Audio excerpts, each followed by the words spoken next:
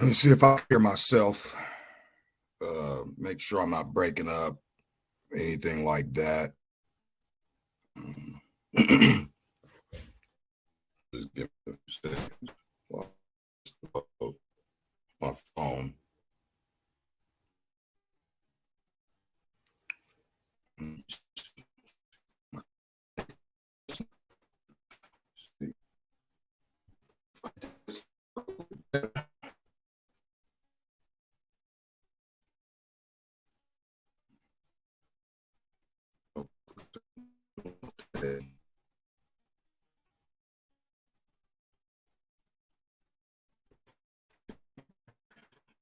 So, give me a second. So,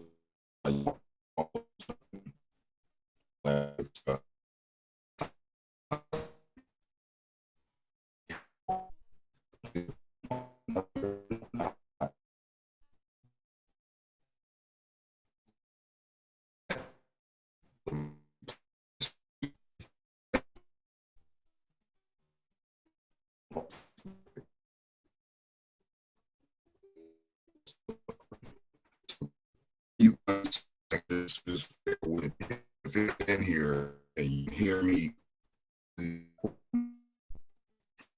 uh,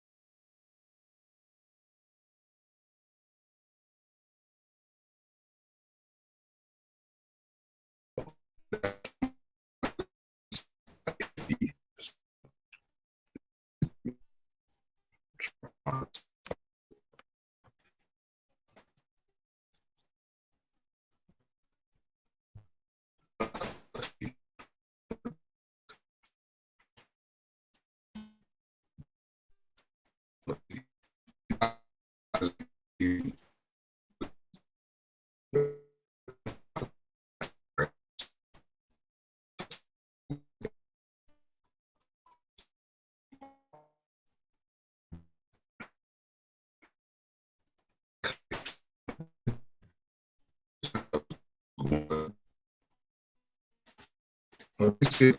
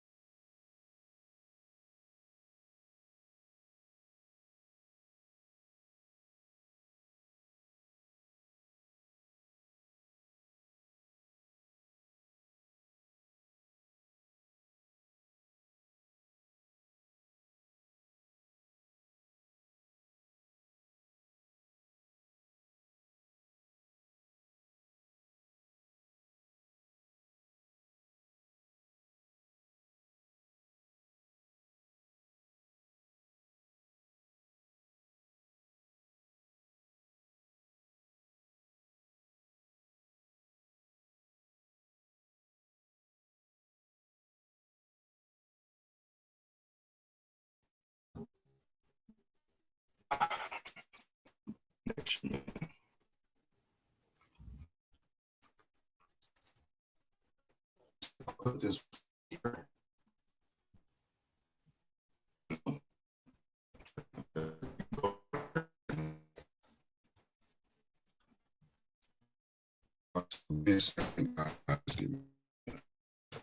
I have to edit this part out. This is ridiculous.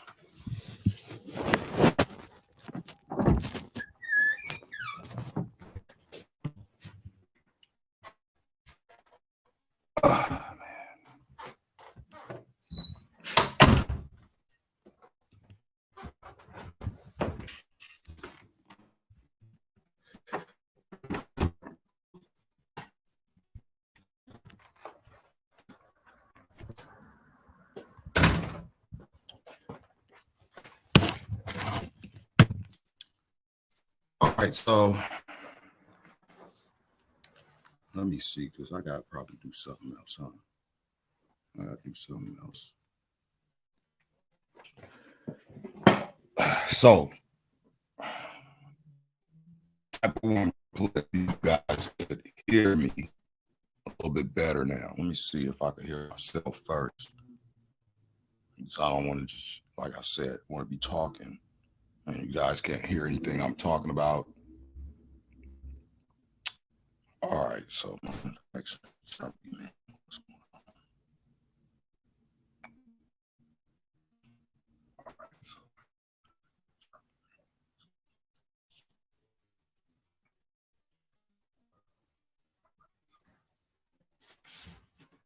All right, so you guys are gonna hear echo probably, which I'm just trying to see. So you guys are gonna hear echo probably. All right, so I sound a little bit better. So anytime I start breaking up, please just type a 1 or whatever. Let me know. Let me know in the chat. I got my phone running to make sure my connection is working fine. It seems like it's working a little bit better now, but I'm gonna probably try and figure out how to edit that first 7 minutes out. But anyway, shalom everybody. I hope everybody is well and everything like that.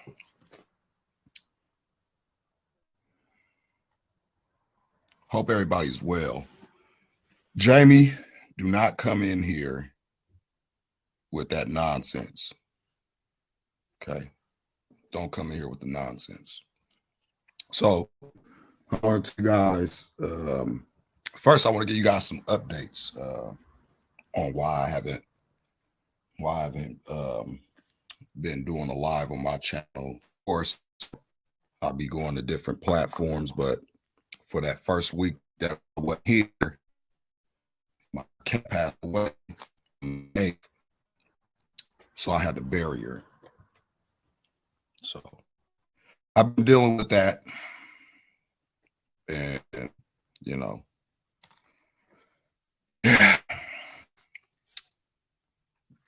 and on top of that, doing these deliveries, trying to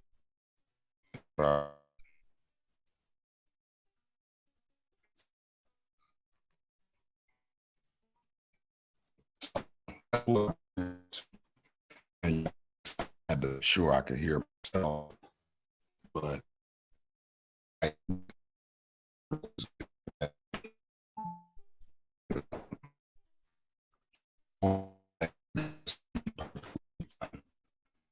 reason why I'm breaking up, guys, you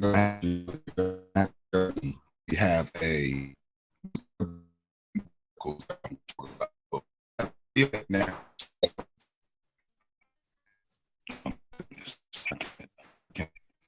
We got a geomagnetic storm going on today, so it's disrupting communications and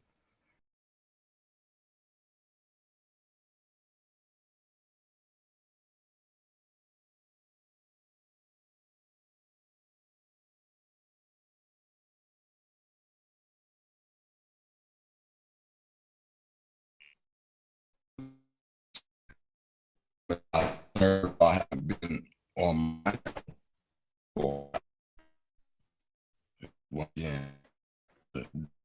deliveries, a cat passed. That's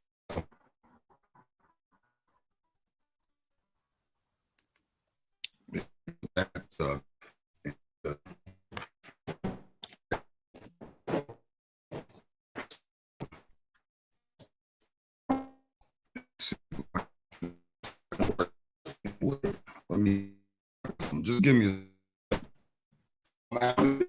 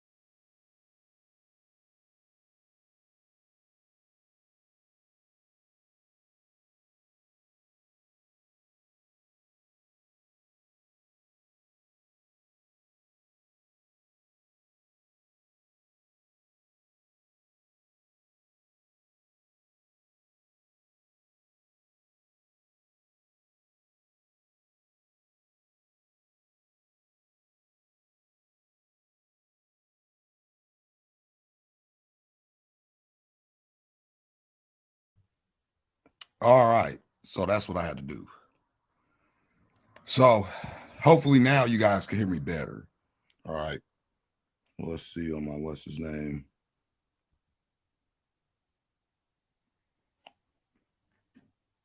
Let me see. All right. So anyway, it goes. My connection is a little bit better now. So let me see if I can get into this.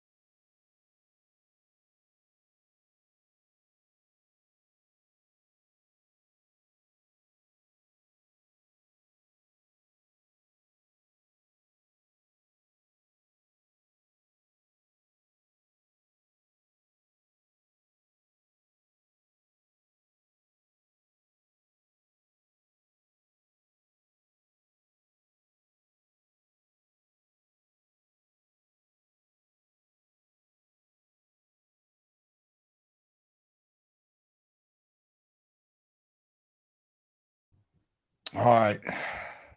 Sorry, guys. Like I said before, this is what's going on today. So let me hurry up and share my screen so I can at least get through this one article. My whole connection just dropped. My whole box just shut off. So let's see. I'm just going to move this to the front.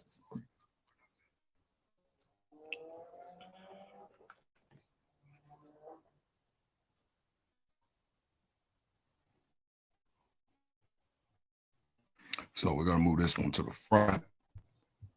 And again, hopefully this isn't going to be affecting my connection all day because I'm supposed to be doing something later, but it work.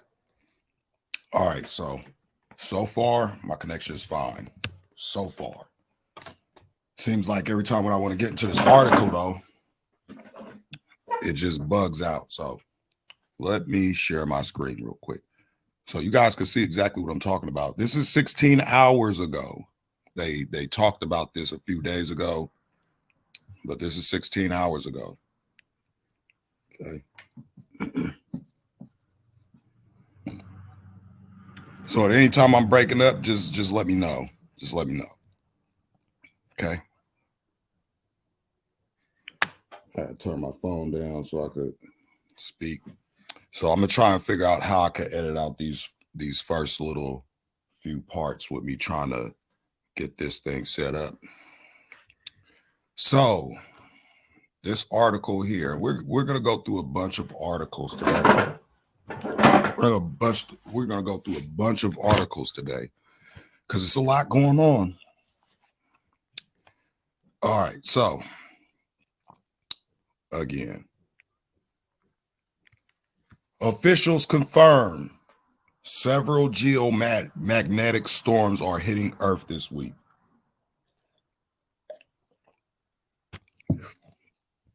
I find it very fascinating. They say geomagnetic, not heliomagnetic, but anyway. And again, this is a photoshopped image of the Earth, not the Earth. This is a photoshopped image of the sun. Okay, the sun does not look like this. You go look in a telescope and put your camera there. I don't condone people looking through a telescope lens while looking at the sun. You could burn your eyes out, but all you got to do is buy a telescope and film the sun. It doesn't look like that. I'll tell you that. But anyway, this is why my connection's messing up. The sun is continuing its rowdy behavior with flares and coronal mass ejections almost every day since mid-January. So this has been going on for about a good month or so.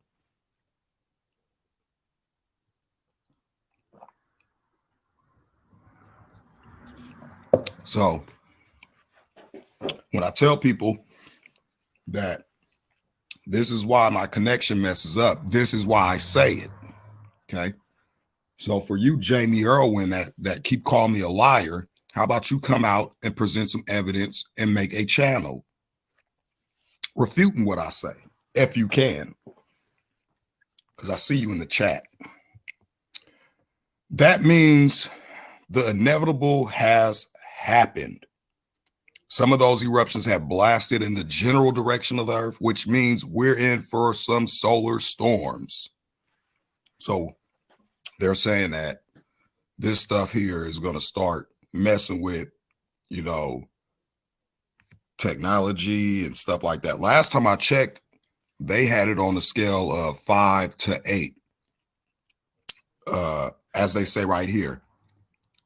Let's just read it.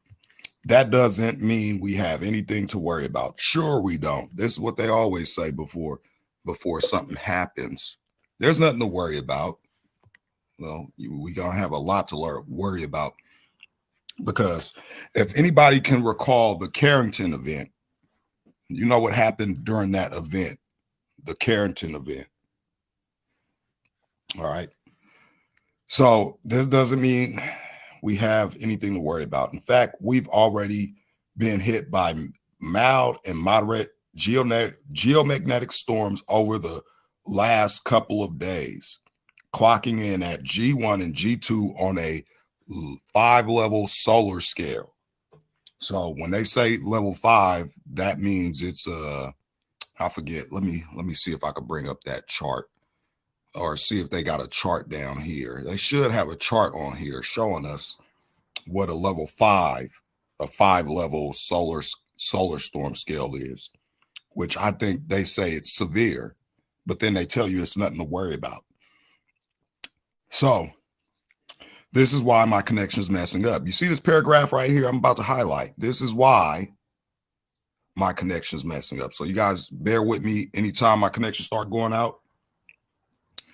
This indicates there may be some degradation of high frequency radio signals at high latitudes and corrective actions that may need to be taken for satellites. There ain't no satellites in space due to changes in drag. There may be power grid fluctuations and some disruptions to migratory animal activity. And if the conditions are right, satellites can be knocked out of the sky. There ain't nothing up there, but you guys can sit back and wait and see if you'll see a satellite falling out the sky. And that's another thing I'm gonna bring up as well, how they're talking about 2031, that they're going to purposely crash the ISS into the Pacific Ocean. They're going to do it on purpose, which I don't believe it's anything up there. But again, everybody, believes what they want to believe. So this is moderate. They say it's moderate. This is March 14th, 2022. What's today? It's March 14th, 2022. Yesterday, it was a lot worse. As I was reading the article from yesterday and 2 days ago or something. So it says here, we may also see an uptick of both Aurora Borealis and Aurora Australis. So the auroras are going to be, they said there's going to be auroras on the western hemisphere, which is the West Coast. I don't know how far down it's going to go, but this is a quote here. There's a chance of enhancements due to the aurora oval at times during the 13th and the 14th of March, which is where we're at. And as a result of two coronal mass ejections, CMEs, and a coronal hole high-speed stream arriving at Earth, the British Met Office advised these light shows may be seen as low as 55 degrees latitude at each pole. So I would have to go and look at where 55-degree latitude is, and then we could tell. Oh, so this is where they talking about this here possible max area of aurora extent. So people should be able to see the auroras around what is that? Seattle, Washington up here, Wyoming, Washington State, Colorado, some of Colorado, all up to Chicago, the East Coast, Midwest. So that's as far down as the auroras are going to be seen. So if you guys see like the northern lights that far down, is because of this. It's a G2 moderate. It's on the watch. Solar storms are pretty normal space weather, not because there's no space, but anyway, space weather occurring whenever our sun grows more active. As a result, CMEs and solar winds cause disruptions to Earth's magnetic field and upper atmosphere. Currently, both are happening. So they're saying that currently both of these things are happening. Shalom, ya son. So CMEs are pretty much exactly what they sound like. The sun's corona. I don't even know if I could say that word, right? The sun's corona. But,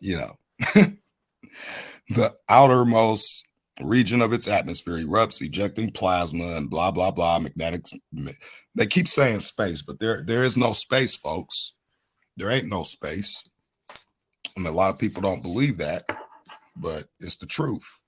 I mean, you look at, I harp on this a lot because it is the biggest deception that's plaguing the earth today. Everybody thinks that, they landed on the moon and they're going to go to Mars and all that type of stuff, right? But that's another story. I might talk about that on another biblical flat earth discussion.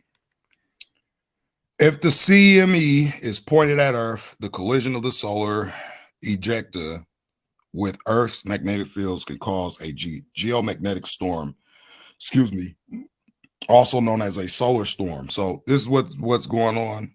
So they're saying it's solar winds, and we've been having high winds up here. And I'm not going to get into this. This is a pretty long article, but I just want to see if I could find this spot about the Carrington event. They don't got it in this one. Okay.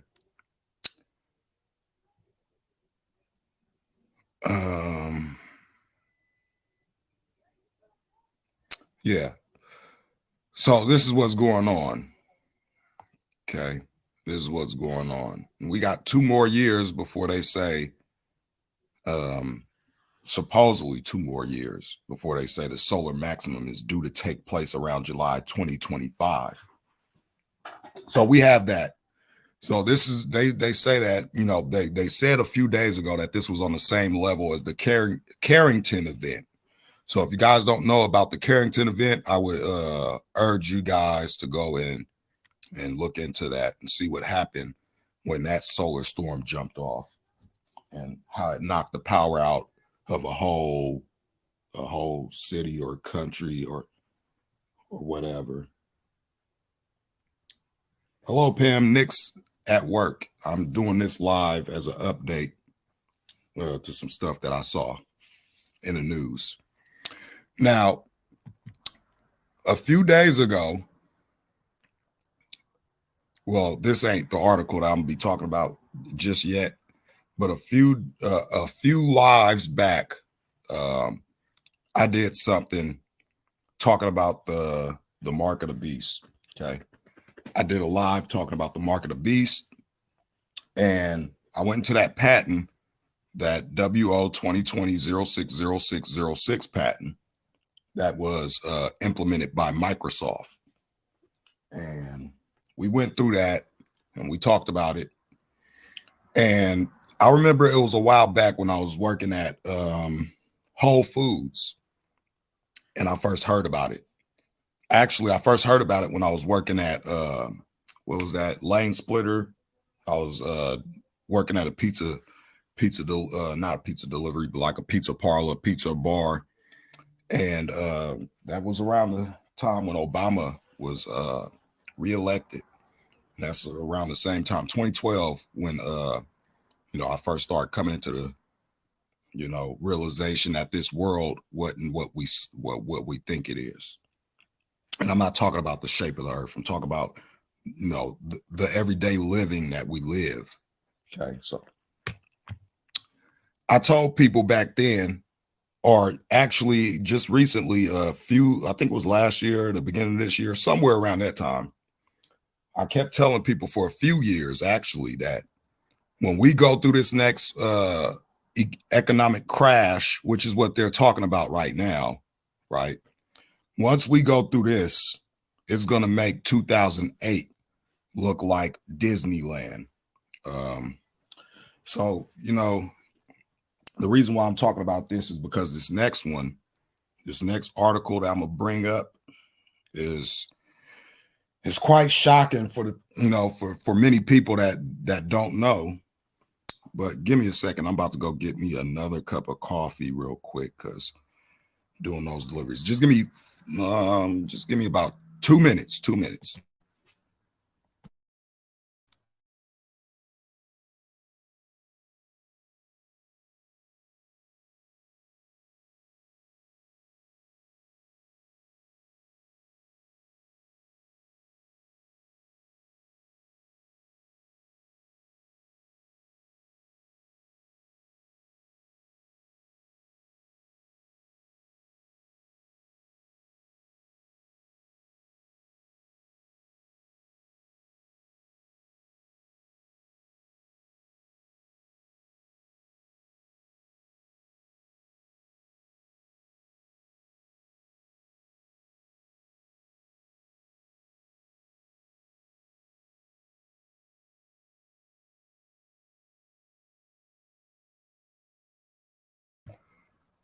Well, I guess scratch the coffee. Mom's just got the rest of it. So yeah. So I told people that after this is gonna be boy, we gonna be in for some real serious times coming up ahead. So let's read through this article here.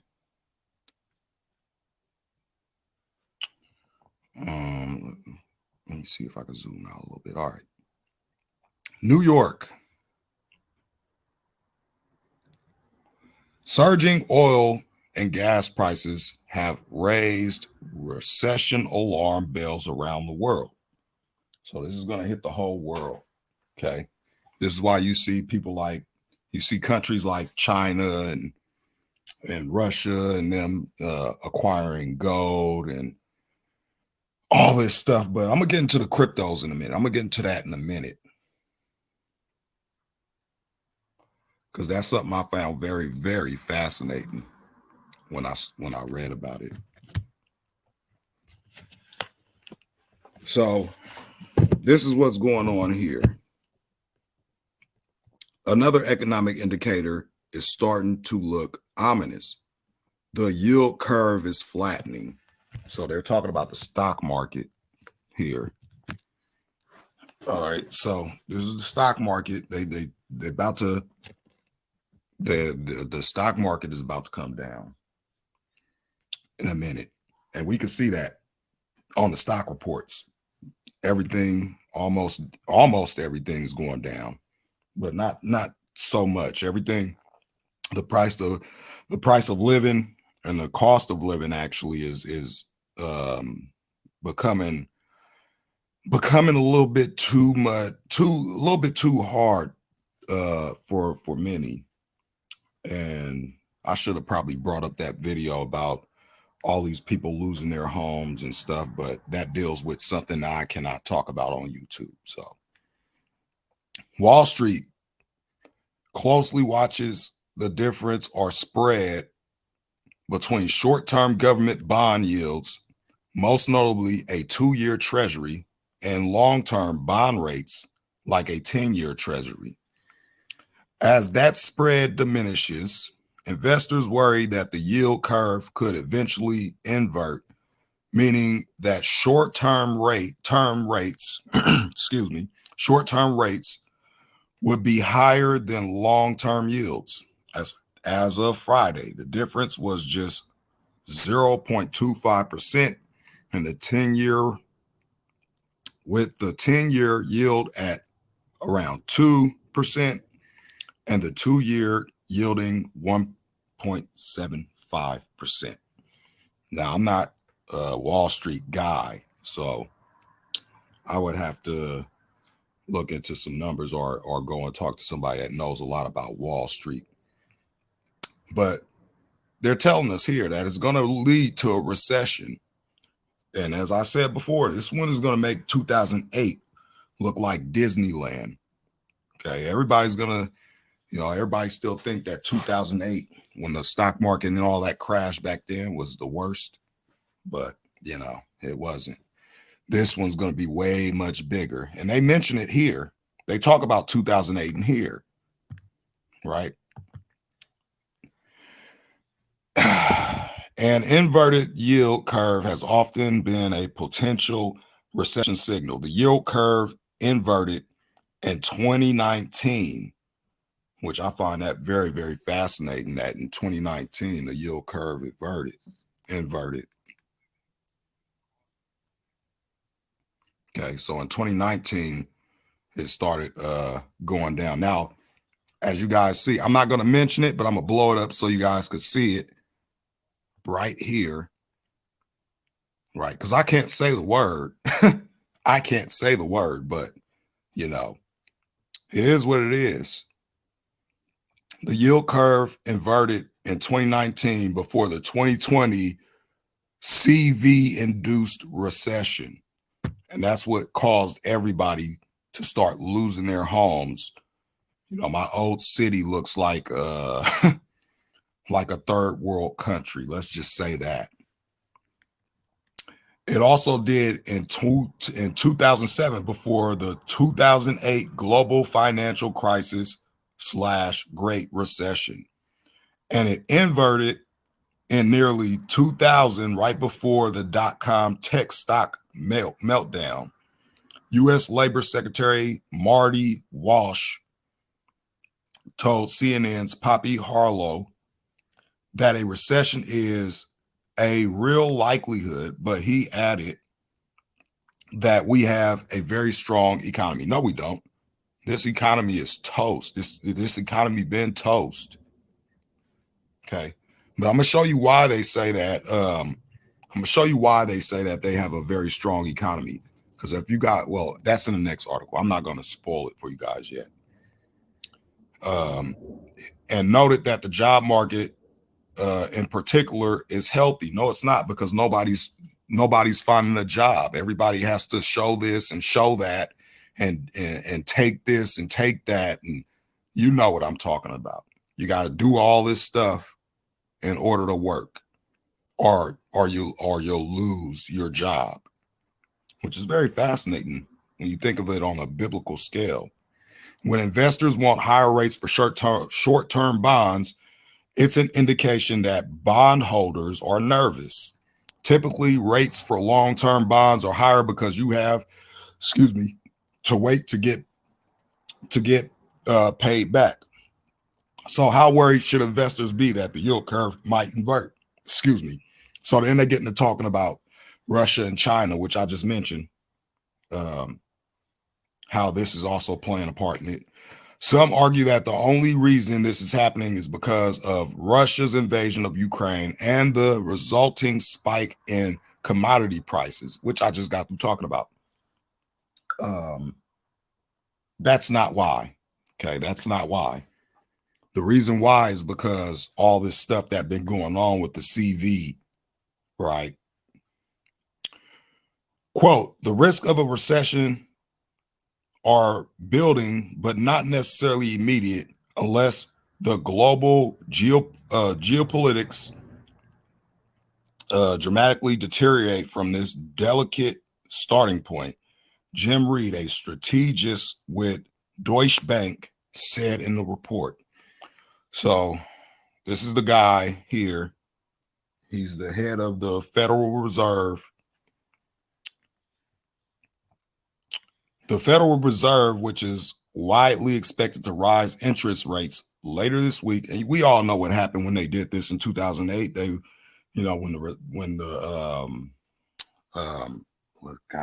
what word am I looking? When the whole thing happened in 2008, they were raising the interest rates, right? And that's what brought about the crash, so to say.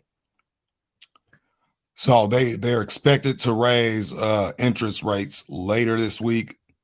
May be careful to not raise rates so aggressively that short-term yields increase even further and wind up flipping the yield curve.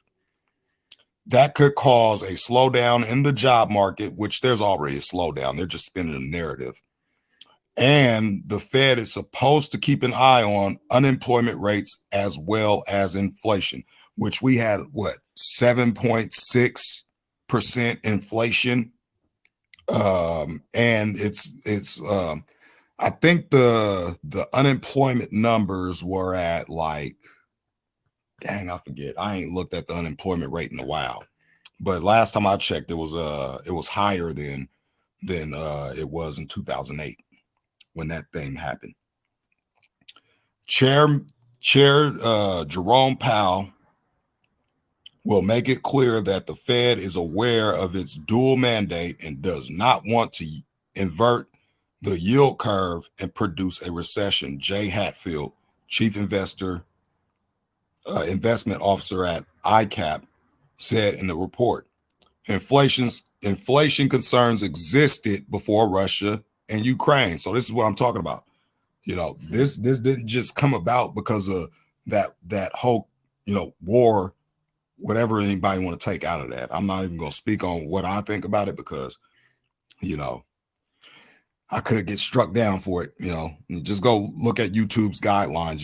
You can't have an opinion, right? You just can't, especially speaking against what they're talking about.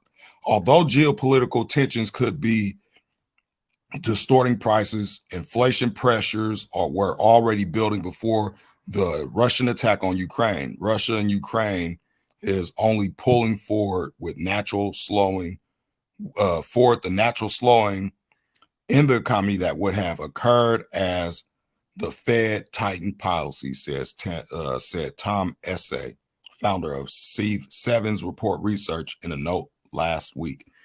Essay argues that Fed rate hikes are slowing economy, and a slowing economy would have likely led to an inverted yield curve at some point later this year, even if Russia and Ukraine weren't in the headlines. So it was still going to happen, if they wasn't in the headlines. Let me see if I'm breaking up or anything.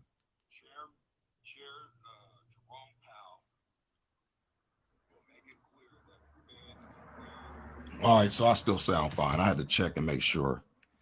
So basically, they're talking about this this collapse is coming, right? This collapse is coming. I believe it's going to be at the end of this year, which is what I said last year, that around winter this year, because I was looking at how things were going, and it looked like a total repeat of 2008.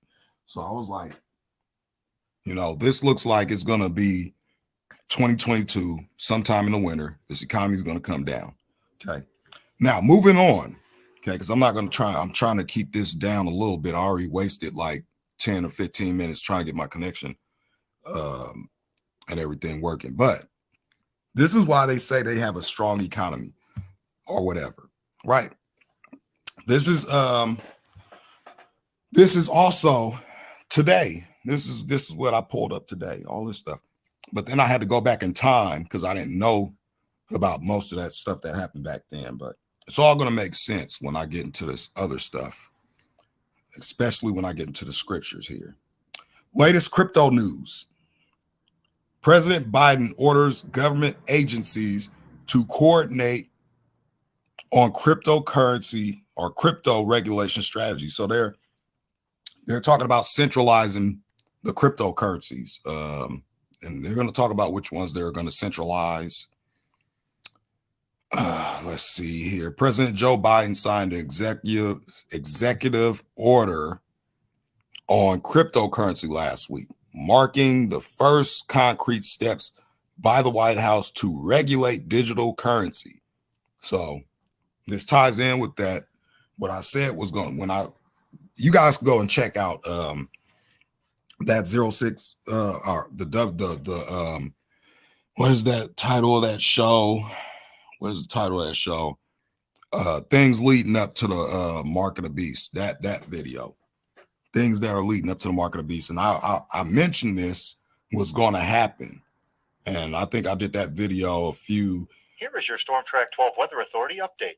A few lives back. You guys got to excuse me. I got this this storm tracker update thing. That's what you guys just heard. But it says here, Bitcoin and I don't know, Ethereum, whatever this other cryptocurrency is here, saw initial prices surge following news of the executive order, but both fell back within a matter of hours. The executive order outlines what government agencies, including the Treasury Department, need to do to develop policies and regulations on cryptocurrencies. It also calls on United States agencies to make sure the country's cryptocurrency laws align with those of U.S. allies, and tasks the Financial Stability Oversight Council to investigate any illicit financial concerns. And additionally, now this is why this is so alarming, because if anybody knows about cryptocurrency and the blockchain, which is what I was talking about in 2020, I kept telling people, the blockchain store is a ledger, okay? It's a ledger, and it has people's transaction information on those ledgers. Okay. It is decentralized for right now, which means that on these ledgers, I don't know if they're anonymous ledgers or if they actually hold people's names on these ledgers or what, but they can see where you're spending your money, how much you're making, and the whole nine. Just put it that way. I'm gonna just keep it short like that. So it says here, additionally, the order puts new urgency on the possibility of a new government issued central bank digital currency. Okay. Now, why is this so important? Well, because back then when I was talking about this a while back, it was about 5 or 6 years back, I said that, yeah, Bitcoin's blowing up right now, but sooner or later, the government's going to step in, right? All these cryptocurrencies were blowing up, and sooner or later, the government was going to step in and they were going to, basically centralize it and whatnot. But it's more. I think I'm going to read about, let's see here. How many more paragraphs did I want to read here? I think it's just these last 2 paragraphs, and I'm going to move into these other articles and why I say it's so alarming with this crypto here. And then we'll get into the scriptures. Hopefully my connection's still working fine and ain't nothing going to go wrong with my connection. All right. So it says here, quote, governments alone cannot solve these problems, and definitely not a government that operates in silos. This EO is a product of months of work with stakeholders across the government, industry, advocacy, academia, and international allies and partners. So this is basically a world. This is coming into a world currency.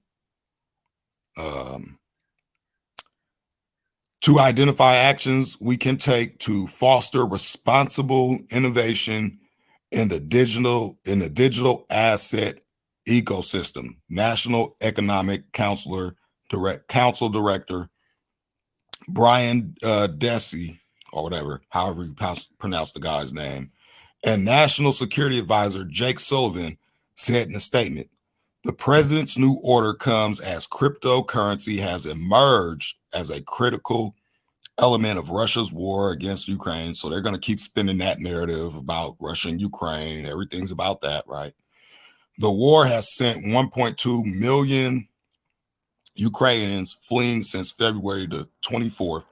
More than 2,000 Ukrainian civilians have been killed, according to the Ukrainian government. The human cost of the war are already steep with no end in sight.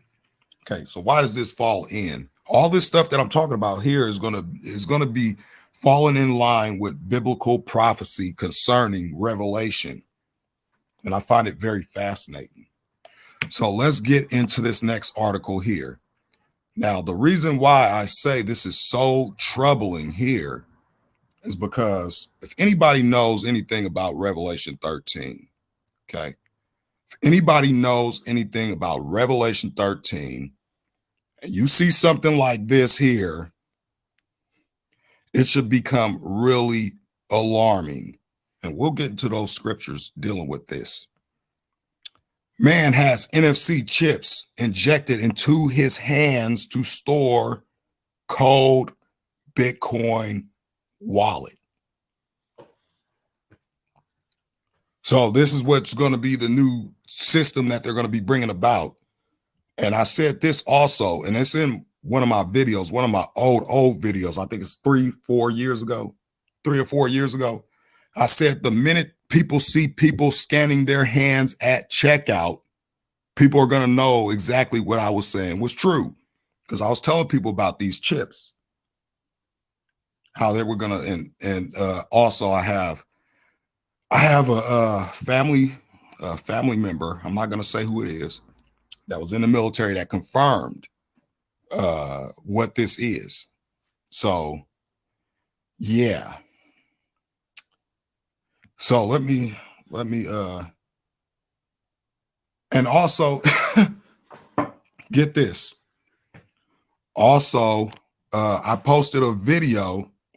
There is a video that came out a few years back, and it's this. I don't know if the guy's Indian or what he is, but he was talking about this. He was talking about this in 2014 or 2015. I don't know. It was between 2014 and 2016. And I probably might share that video today. Let me see if I could get through this article, because I see my connection starting to drop a little bit. But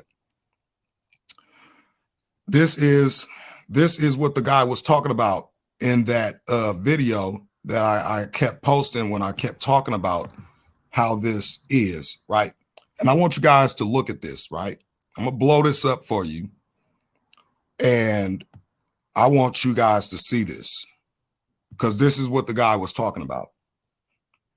Okay.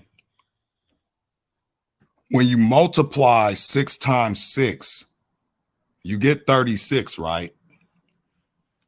So that's 6 times 6, 36. You multiply 36 by another 6, and you get 216. So it's 6 times 6 times 6, which equals 216. I find that very fascinating. That's what the guy was talking about in the video as well. And let me see if I could do something real quick, just so you guys, won't be just like, the math is off or whatever. Let's see. Let's pull up a calculator. Where's my calculator at? Excuse me. Sorry about that. Okay, here's my calculator right here. All right. So let me stop sharing this real quick, and let me bring up my calculator just so I can show you guys that, and then I'm gonna share that video. All right. So here's my calculator, right? And we're told in the book, to basically, count the number of the beast. Count the number of the beast, for it's the number of a man, and his number is 603 score and 6. So you guys are seeing what the math I just did here. For those that had probably not paying attention, let's do it one more time. Oops, not that. Get that off here. 1, 2, and 3, and you get. Okay, so this is why it's called the NFC tag 216 here, right? And that's what the guy was going through in his video. So let's get back into this article here. As a matter of fact, I might share the video. Oops, back on my calculator. Why did I go back to my calculator? Let's get back to this. Let me take my calculator down so I don't accidentally open up my calculator again. So let's see here. Get back into this article.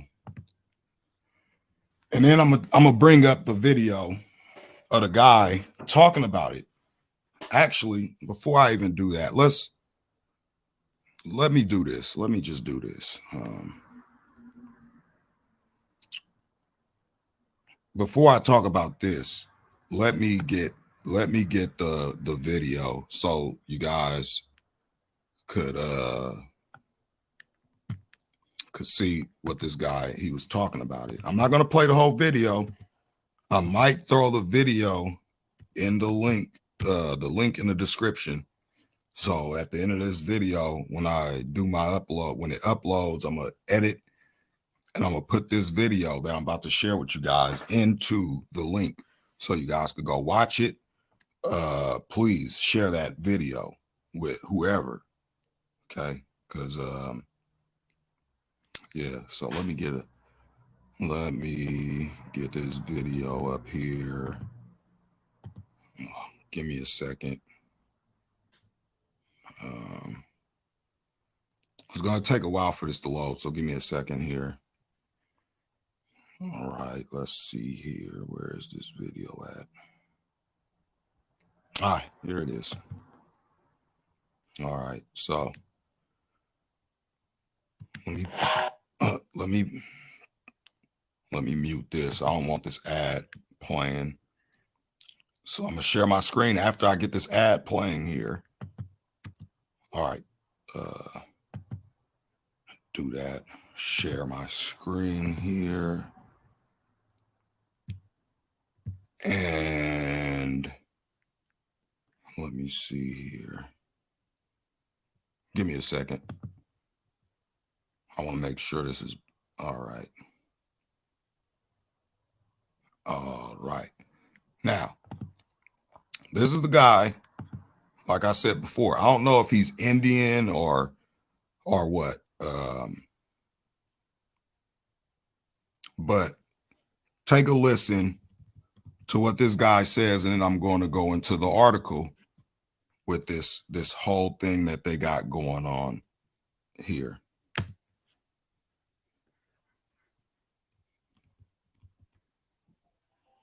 Hey everybody. Yesterday you might heard that first US-based company is microchipping the employees.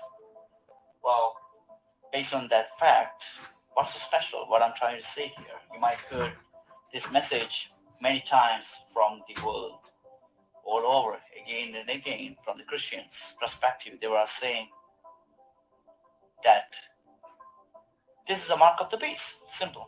666, which is 666. That means mark of the beast, as Bible says in the Revelation. We will go a little deeper in that picture. Guess what? I'm going to tell you the same thing. Yes, it is the mark of the beast. But this time, I'm going to give you a little further information, a little depth information, why it is the mark of the beast. Something different. We understand the microchip has been released, and as soon as it's released in US and become really famous and everyone talking about it, yes, of course. The thing is, as soon as I heard this message, I started to do some research in a sense, where this microchip coming from and who produced it, who manufactured it. And I come to understanding that was manufactured by the company called Biohacks. Biohacks. And we will come to that a little deeper later too. But when you go to that company website, and it's called Biohacks International. It's a company. It's based in Sweden. Okay, and including the logo means something. They, out of nowhere, they have named this microchip the NFC tag N tag 216216. What that to do with this? What I'm trying to say? Simply, let's cut it quicker. 216. Think about it. 6 times 6, 36. 36 times 6, 216. Oh, coincident, eh? Do you think that's coincident? No. As a mark of the beast, they're trying to tell us, hey, this is the mark of the beast. Revelation 13:18. Here is wisdom. Let him who has understanding calculate the number of the beast. For the number is that of a man, and his number is 666. There's a few things I like to point out here. That first, the first company, the US-based company, the name itself, many people can say it's coincidence, but think about it. The first company tag, it's called Wisconsin. If I break it into three things, All right, so this guy is going to be he's going to be going into this. I'm not going to play the whole video, and also fair use for those YouTube people that like to strike people for certain things, right? But as you see here, this guy was talking about this. This was This was uploaded in 2017, July 27th. And I've been hearing about this since 2014, but 2017 was when I said the truth was going to come out. And there's a whole lot of truth that came out in 2017. So let's read this. Now that we played the video and we know where these things go, right? So it says here, any serious Bitcoin user will preach the benefits of cold storage, keeping the bulk of your Bitcoin offline somewhere, like on an encrypted USB stick or even printed on a piece of paper. The idea is that by keeping that data offline, it's far less susceptible to being hacked. So the theory goes, what could be safer than keeping it inside your own body? This goes back to that video that I was talking about. When I was talking about it in that video, that live I did, talking about the things that are leading up to the mark of the beast. So for the last 10 days, let me see if I'm gonna see if I can blow this up so you guys can read along. See if I get this. All right. Let's see if that's a little bit better for you guys to read. I don't know if you guys are on your phones. It might be hard for you to read on your phone, but if you're on a tablet, a laptop, or if you're using your television, you can see it perfectly fine. So for the last 10 days, Margin, I don't know how to pronounce this guy. He's a Dutch entrepreneur and Bitcoin enthusiast, has lived with an NFC chip embedded in each hand. One has data that he's constantly overwriting. He can put his contact details in simply by having another person scan. Let's read this. Scan his hand with an NFC enabled phone. Now, if you guys got these new phones, I have a new phone myself, and it does have NFC capabilities on it. And I got to thinking, you can't buy or sell without, the mark. And I told people that this was going to be, this is going to be implemented for everything. You're going to use it to unlock your car. And surely enough, we've seen that woman, biohack her body to unlock her car door, her Tesla, with her, microchip. You guys can go look that article up. But the other contains an encrypted private key to his wallet. Quote, I use it for quote cold storage. And what did we hear about these well, I'm not even gonna go there because I got struck down last time. But what else was used for cold storage in the current state that we're going through? You guys could go and look up that as well. I can't say it because I'm gonna get struck down. So let me just say this. Let me do this. Actually, I'm not gonna say anything. I'm just gonna show you.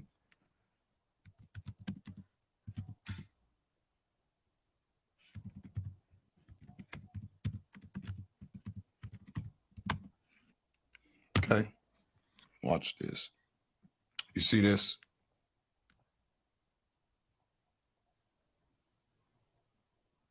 See this number here?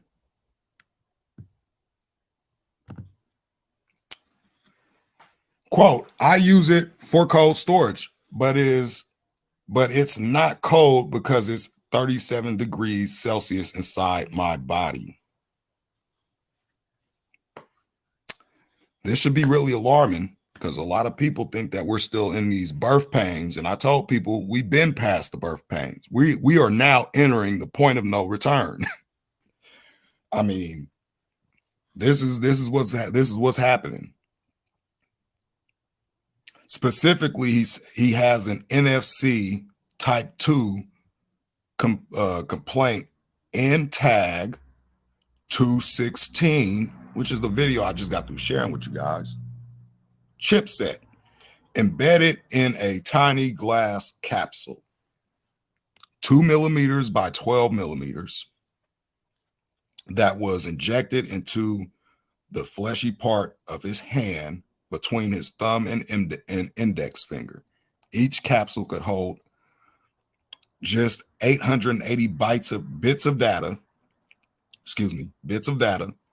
which is more than enough for a cold storage wallet. The Dutchman got it as part of a preloaded syringe sold as a $99 kit, from dangerousthings.com, a Washington State-based website that sells to hobbyists and biohackers.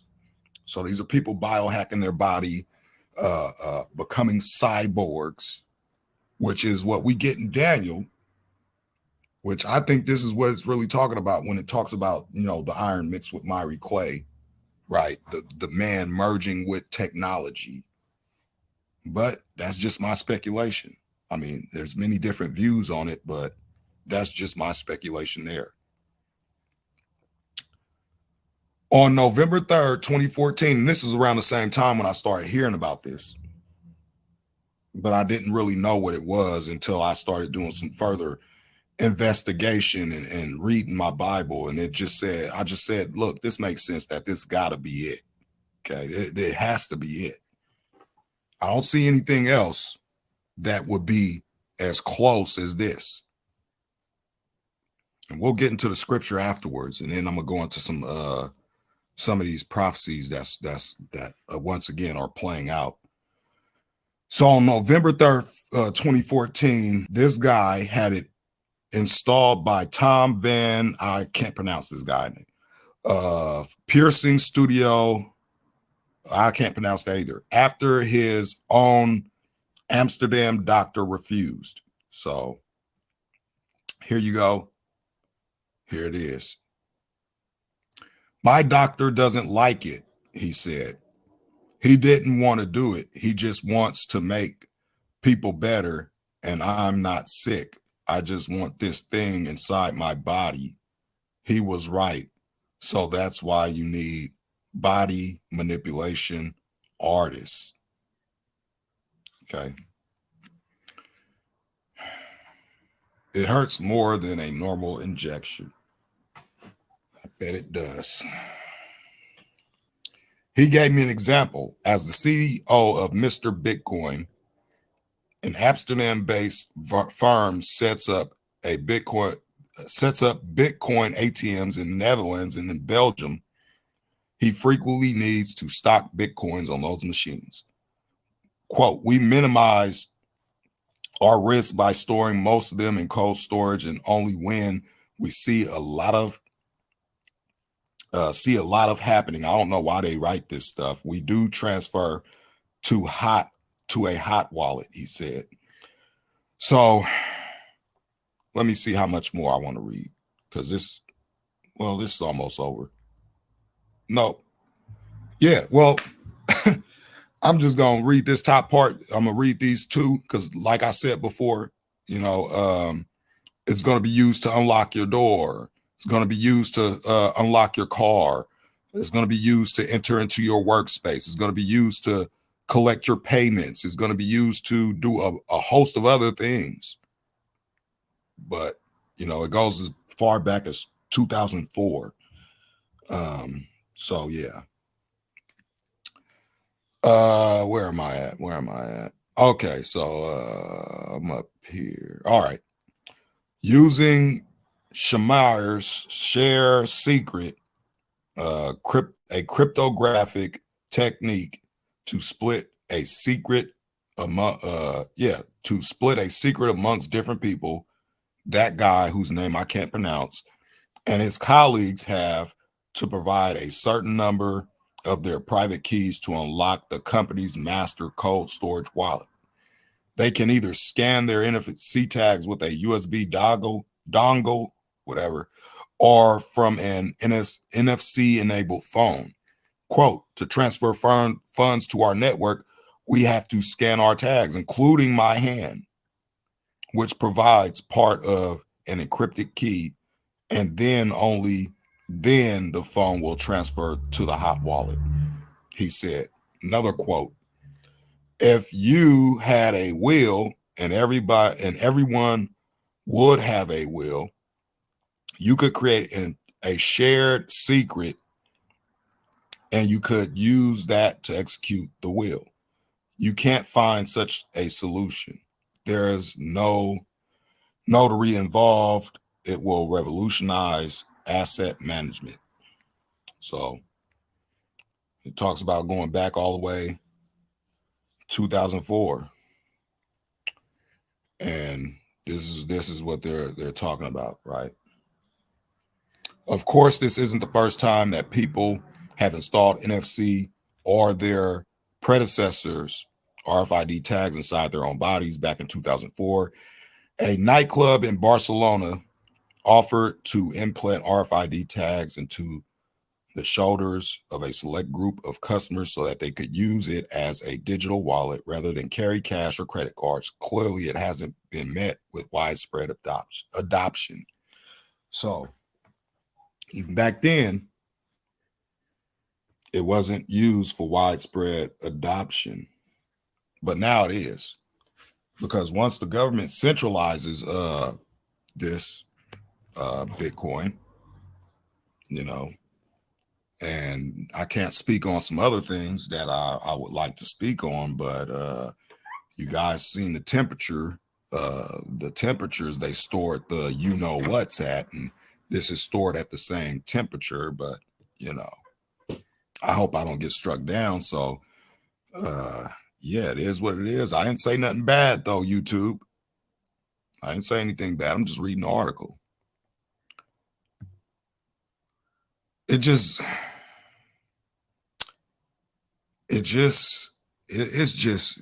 we know what it is. Anybody that read their Bible, we know what this is. Okay. And I encourage people, don't even get it. Don't get it. And this reminds me, of that dream I had in 2014 or 2015, before I even knew anything about this fully. And we're living in that current state of what I had in that dream. Is the future of secure cryptocurrency storage and payment simply cash in hand? Excuse me. Inspect a Gadget looks at how one firm's human microchip implant could help. So I'm not going to read this whole article. This is basically just repeating the same thing, how they're going to be storing this and people are going to be, putting this stuff in their hands that don't know what it is because they don't read their Bible. And this is what I was saying here. You see how they show you everything's going to be used for. Hey, the VC, right? Just think VC, and you see this here. Sweden has had this put in their hands for their VC. If you guys, their VCP, right? Their VCP. And you see this, it's keys here. The internet's here. You got your smart devices over here. You got your postage and your, what's his name? You see this Wi-Fi here, this Wi-Fi router, this calendar, this money, these credit cards here in your home. And you see this is basically, it's going to be the everything, the Internet of Things, right? So they talk about this over and over again, right? They showed all these devices here. I'm not going to read this article, but I'm going to read this part right here. Cash in hand, right? Because this is the focus here. This is them telling us, right? However, Danish firm BioChip just announced that this human microchip implant will make sure your crypto cash is always close at hand And I think that was with a pun intended, by storing literally inside your hand.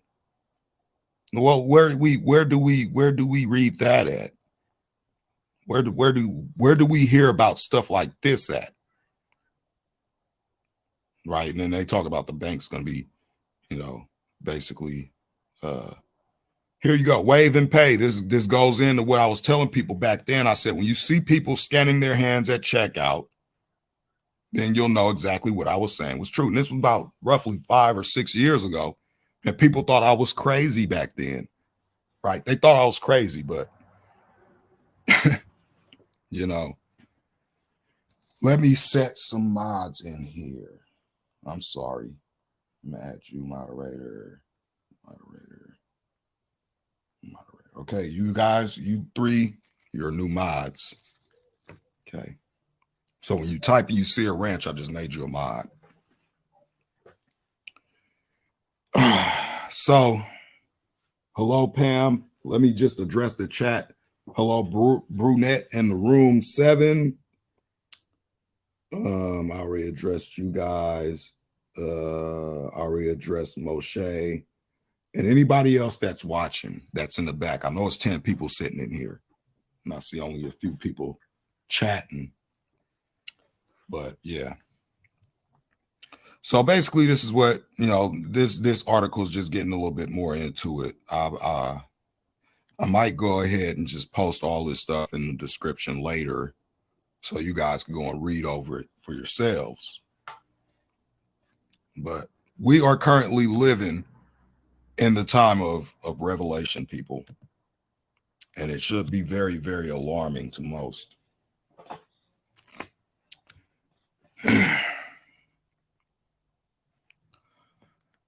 So we all know that this talks about the 2 beasts, one coming up out the sea and one coming up out the earth.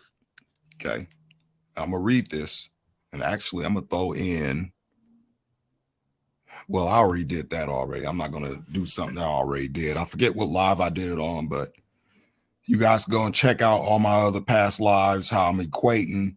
Well, I'm just going to show you. I'm going to skim over it. I'm going to just go to this part here. Daniel 7, I believe. Because I tell people a lot that Daniel saw this same beast here. I'm going to move this ahead here. We're going to talk about Daniel 8 because that's clues that we get leading up to, the Antichrist coming on the scene. Right. So in Daniel 7, we're going to read this first, and then I'm going to read a few verses out of here. And I'm going to go into Revelation 13 again for those that probably missed it, who probably haven't seen that live.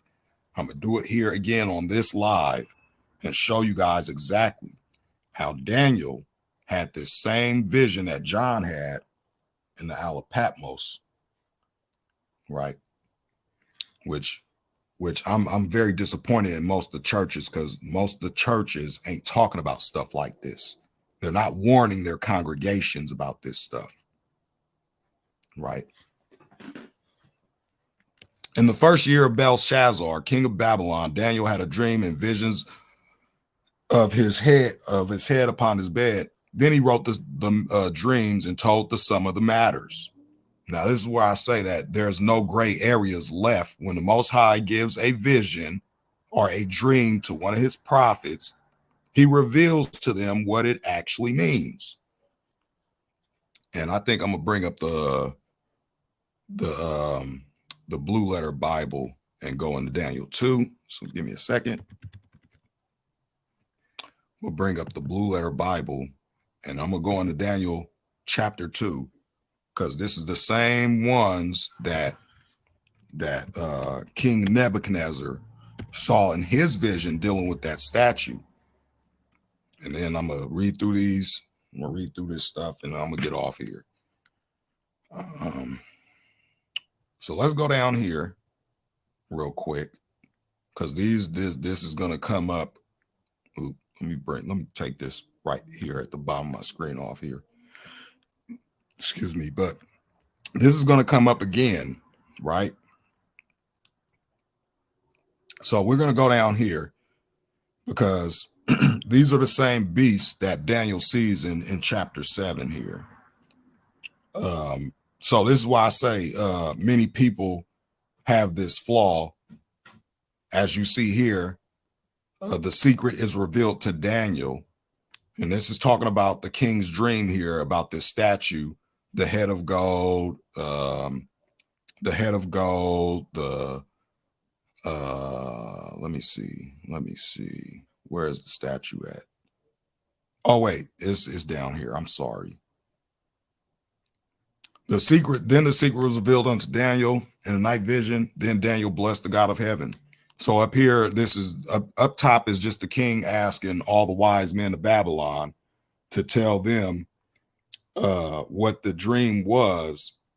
And they couldn't tell the king what his dream was. They kept asking him, well, tell us what your dream was. And he kept telling them that he didn't know, he forgot it. So then he commands he commands his soldiers or his captains or whatever to slay all the wise men of Babylon. So Daniel says, why is the king's decree so hasty? And then he goes and tells him that there's a God in heaven, or, basically the Most High, who reveals secrets, and that he was going to tell him what the secret was. So then it goes into Daniel. He goes to his people, and he goes and they do this prayer, and Daniel has this vision. And then the Most High reveals to Daniel what the vision was, and he tells him these kingdoms that is going to be mentioned. So then was the secret revealed unto Daniel in the night vision. Then Daniel blessed the God of heaven. Daniel answered and said, blessed be the name of God forever and ever, for wisdom and might are his. And he changeth the times and the seasons. He removeth kings and he setteth up kings. He giveth wisdom unto the wise and knowledge to them that know understanding. He revealeth the deep and secret things. He knoweth what is in the darkness, and the light dwelleth with him. I thank thee and praise thee, O thou God of my fathers, who hast given me wisdom and might, and hast made known unto me now what we desire of thee, for thou hast made known unto us the king's matter. So this is about the king's dream. Therefore Daniel went in to Arioch, whom the king had ordained to destroy the wise men of Babylon. He went and said thus unto him, destroy not the wise men of Babylon. Bring me in before the king, and I will show unto the king the interpretation. So Daniel's going to tell the king exactly these nations that he had a dream about. Then Arioch brought in Daniel before the king in haste and said thus unto him, I have found a man of the captives of Judah that will make known unto the king the interpretation. The king answered and said to Daniel, whose name was Belshazzar, art thou able to make known unto me the dream which I have seen and the interpretation thereof? Daniel answered in the presence of the king and said, the secret which the king hath demanded cannot the wise men, the astrologers, the magicians, the soothsayers show unto the king. But there is a God in heaven that revealeth secrets and maketh known to the king Nebuchadnezzar what shall be in the latter days. Okay, so this is Daniel talking about these four kingdoms, and it's not going to be this kingdom set up and then it falls, and then immediately the next kingdom is going to come into play and fall, and then immediately the next. No, it's over a span of time, however much time it takes. We know that the Most High don't move on our time. He moves on his time, right? So he says, maketh known to King Nebuchadnezzar what shall be in the latter days. Thy dream and the vision of thy head upon thy bed are these. As for thee, O king, thy thoughts came into thy mind upon thy bed, what should come to pass hereafter. And he that revealed secrets make known unto thee what shall come to pass. But as for me, this secret is not revealed, to me for any wisdom, that I have more than any living. Because King Nebuchadnezzar said whoever could tell him his dream, he was going to give him all these riches and make him ruler, right? Says here, but for their sakes, so he's doing it so that the wise men aren't slain. They don't kill the wise men of Babylon. But for their sakes, that shall make known the interpretation to the king, and that thou mightest know the thoughts of thy heart. The king's dream. So it talks about this image here, this head of fine gold, the arms and the breasts of silver, his belly and his thighs of brass, his legs of iron, his feet part of iron and part of clay. Right? Part of iron and part of clay. And then he talks about how then was the iron, the clay, the brass, the silver, the gold broken into pieces after the stone cut out without hands, hits the toes of the statue, and it breaks the whole statue. And that stone cut out without hands is basically talking about the Messiah, right? Talking about the Messiah. So the interpretation, first kingdom, Babylon, that was his kingdom. Second kingdom, Medo-Persia and Greece. Okay. So, people say Medo-Persia, and I've looked it up. Medo-Persia was that bear that raised itself up on one side with the ribs in his mouth. But everybody equates that to Russia today. I'm going to show you exactly. I'm going to show you exactly why I went to this and why I said that. Okay. So it talks about these, and then the last kingdom, the fourth kingdom, is Rome. Okay, it says it right there. Okay. And it talks about all this. You guys go read Daniel chapter 2. It talks about, whereas thou sawest the iron mixed with miry clay, they shall mingle themselves with the seed of man, and they shall not cleave one to another, even as iron is not mixed with clay. Now in the Bible, we hear that, I forget who it was, but somebody was talking about how God's the potter and we're the potter's clay. So we know what the clay is. We know what the clay symbolizes. Clay symbolizes humanity, right? Humanity. Let's see if we could get this word for clay here in this context here. Hasaph, right? Or whatever. Potsherd. Let's see here.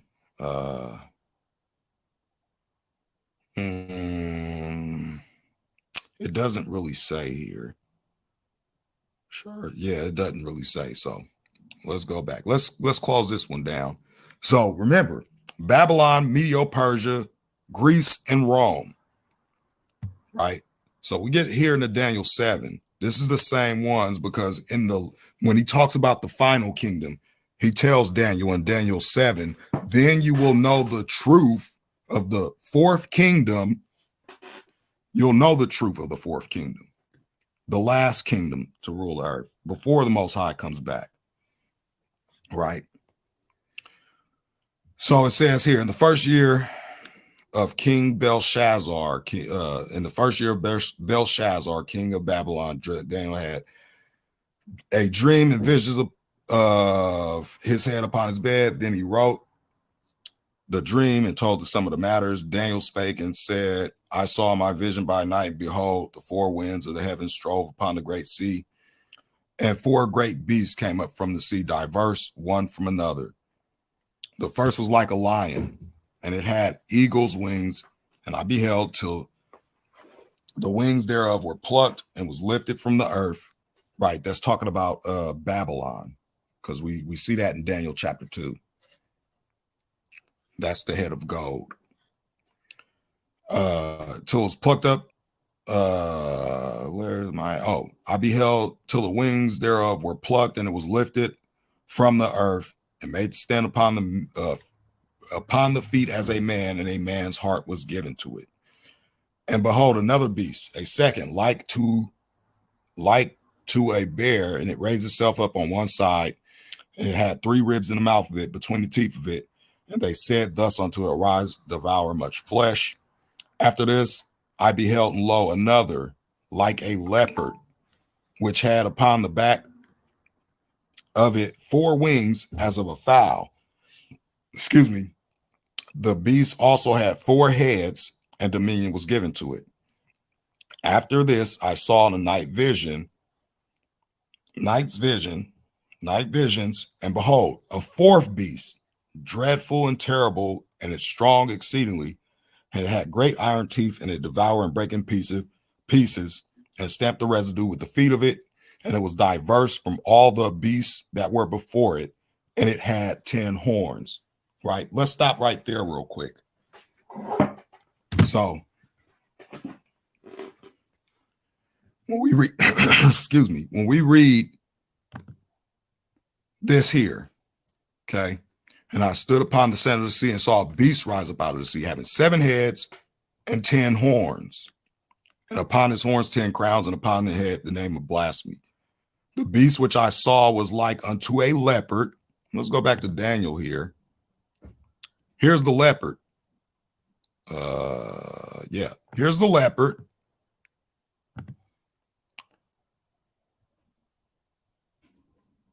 And its feet was the feet of a bear. And here is the bear right here. And his mouth as the mouth of a lion. And Daniel talks about the lion being this first beast here. So the 4th kingdom, as we read in there, the 4th kingdom the 4th kingdom is a diverse kingdom right here. Is a diverse kingdom. We know what the word diverse means.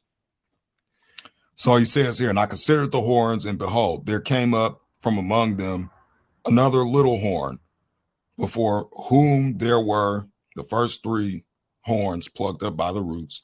And behold, this horn were the eyes like the eyes of a man, and a mouth speaking great things. Where do we hear this again? Let's go into Revelation 13 here. Right. So it talks about the dragon, or Satan, who is called the dragon in Revelation 12. Saw one of his heads was wounded to death. His deadly wound was healed. And this is where it says here, and there was given unto him a mouth speaking great things and blasphemies.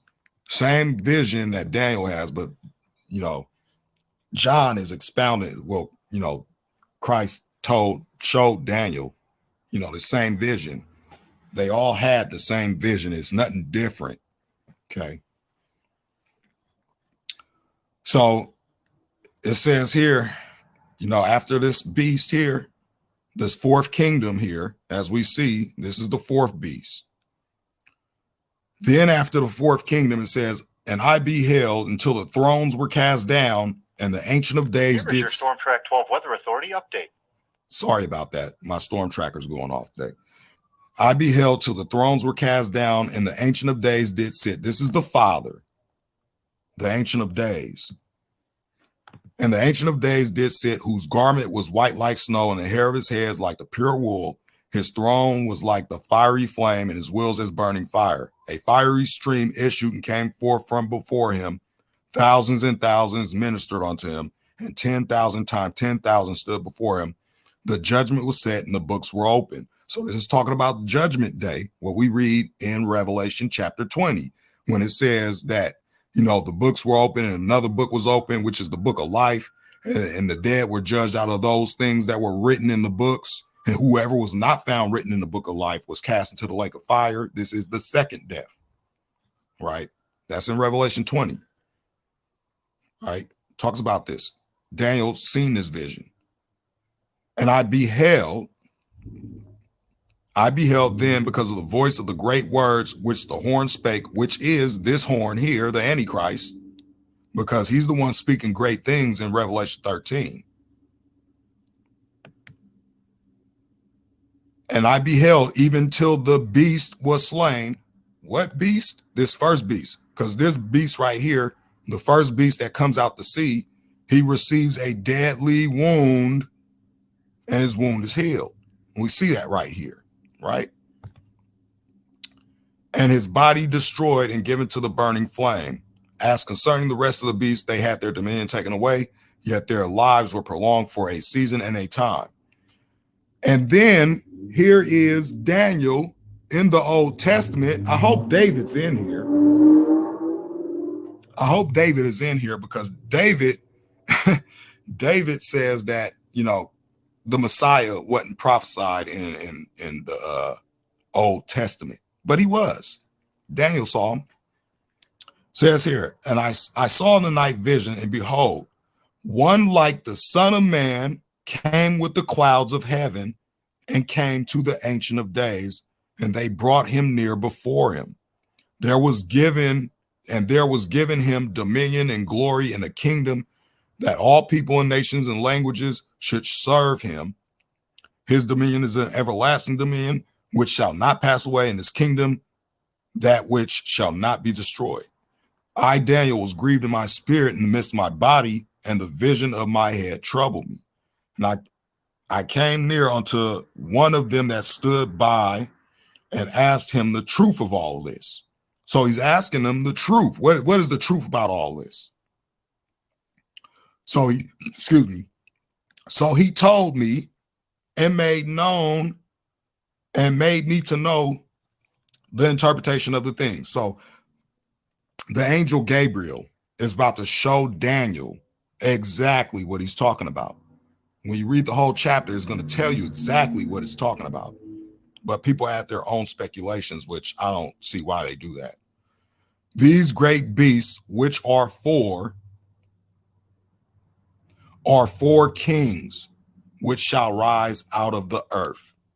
But the saints of the Most High shall take the kingdom and possess the kingdom forever, even forever and ever. And then Daniel's told this. Then I would know the truth of the fourth beast, which was diverse from all the others, exceeding dreadful, whose teeth were of iron and his nails of brass, which devour, break in pieces, and stamp the residue with his feet.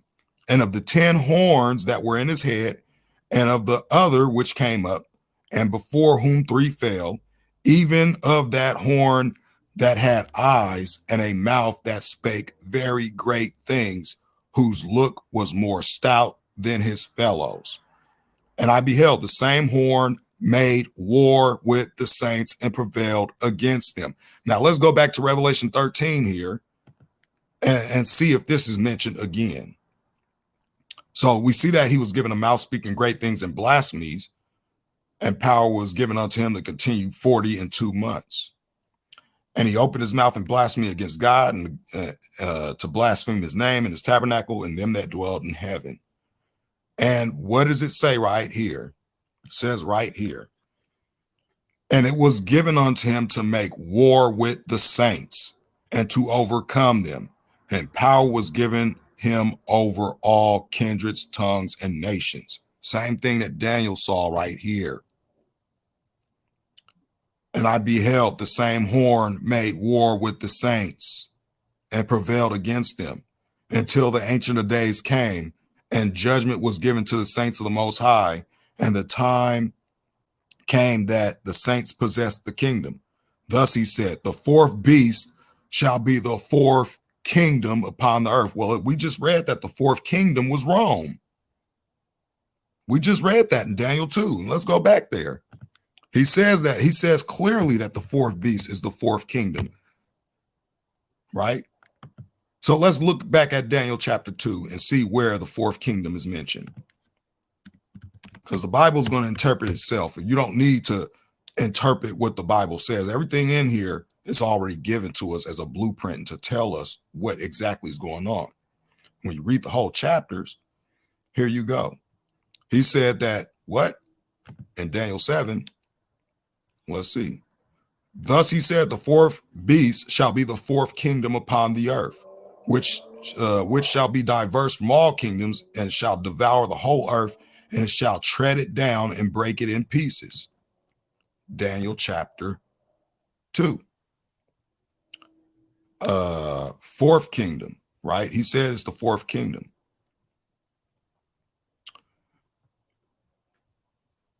And it's Rome. Says it right there. And the fourth kingdom shall be strong as iron, for as much as iron breaketh in pieces and subdue all things, right? Let's go back to Daniel 7. He says the same thing here. He subdues the earth, and he devours the whole earth and treads it down and break it in pieces. Okay. So it's telling us right here that the last kingdom is Rome. We know the Roman Empire has never failed. Right? Fail? Maybe. No. So now that I did that, let's get into, oops, did I take down Revelation 13? No, I didn't. All right. So this is the first beast, the little horn that makes war. And says down here, the second beast, according to prophecy, causes all to worship the first beast that came before him. And then he deceives the whole world into taking the first beast mark. Right. And I beheld another beast come up out the earth, had two horns like a lamb. He spake as a dragon. And he exercised the power, all the power of the first beast before him, and caused the earth and them that dwell therein to worship the first beast, whose deadly wound was healed.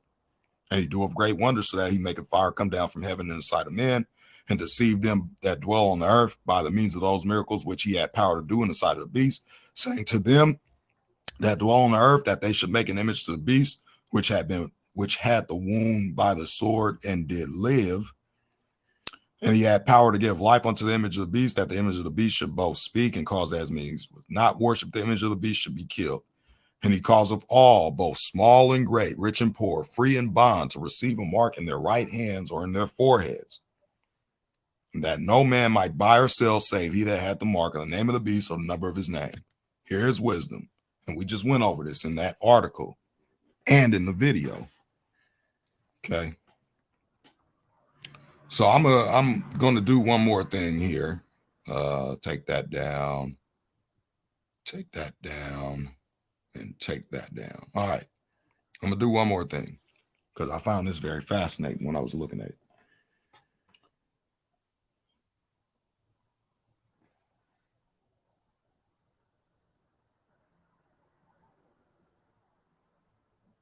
Let me see here.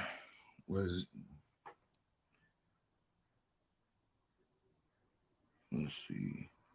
I'm sorry, guys. I'm just looking in the chat.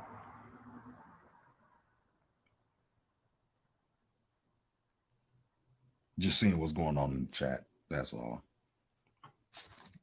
That's all, folks. I'm just seeing what's going on in the chat.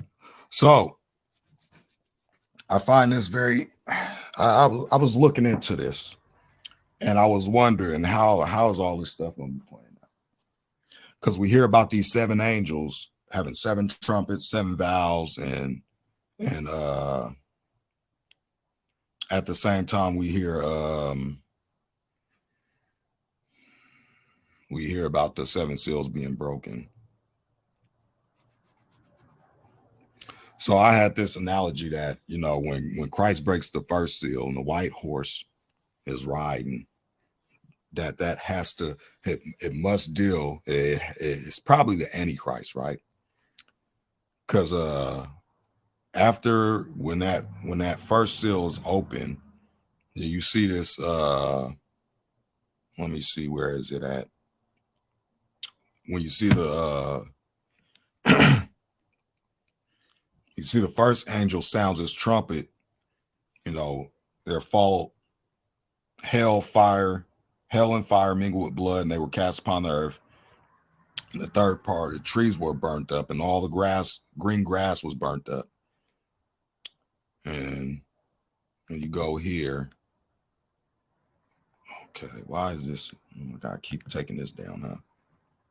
So the first angel went out and poured out his vial upon the earth, and there fell a noisome sore upon the men which had the mark of the beast, and upon them which worshipped his image. So I'm figuring that this white horse rider here is the Antichrist. After the first seal is broken, second seal, third seal, and all those things, right? This first trumpet, first vow, second trumpet, second vow, so on and so forth. And I'm gonna show you why I said that.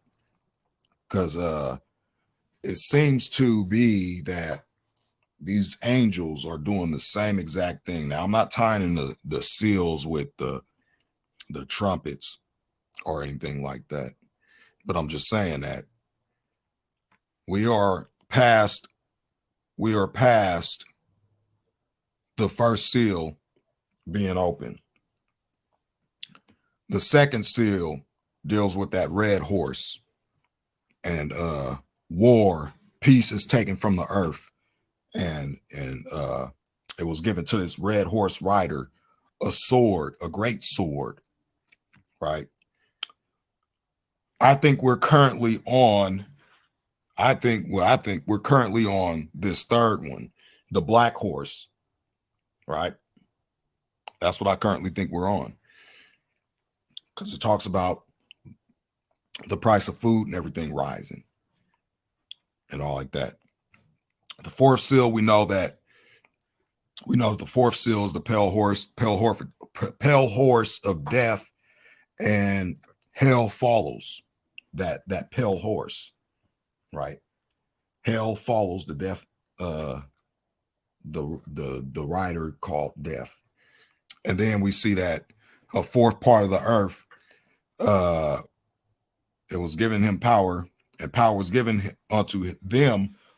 All the horses, power was given unto all these horses to kill with sword, with hunger, and with death, and with the beasts of the earth. Okay. And I think these beasts are those beasts, those four beasts that Daniel was talking about. Those that the last beast or whatever. And the fifth seal, let's talk about the souls that were slain, and we see where they were slain for the testimony of God, for the word of God and the testimony which they had. That's mentioned in Revelation 20. So let's go to Revelation 20. I'm trying to keep this as short as possible because I'm already approaching the 2-hour mark. Revelation 20. So it talks about here, sixth seal, the souls of them, that were basically given these white robes. Sixth seal was that earthquake. The stars of heaven fell. Heaven's departed as a scroll. Talks about when heaven and earth passes away. Basically, the great kings of the earth, they run and hide to the mountains, and they say, this is the day of his wrath, right? So we know at the sixth seal, it's breaking open the day of his wrath, and then it gets into the seventh seal, and that's in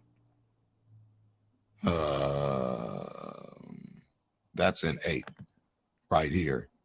Okay, so the seventh seal right here. Seventh seal, there were silence in heaven about the space of half an hour. And I saw 7 angels who stood before God, and to them was given 7 trumpets. So at the seventh seal, this is when the angels are given their assignments, okay, to go out. And this is why I got Revelation 8 and Revelation 16 up, because this is where you see those angels going out. This is when you see these angels going out and doing their thing, right? So this is where it says another angel could, okay, so let's get into when they're blowing the trumpets. So the first angel sounded, and there followed, well, this does tie in with the first seal, right? Let's look at the first seal again. No, not that seal. Okay, it doesn't tie in with that. All right. I'm getting confused and mixed up real quick. But it says the first angel sounded, and there followed fire and hail mingled with blood, and they were cast upon the earth, and the third part of the trees were burnt up, and all the green grass was burnt up.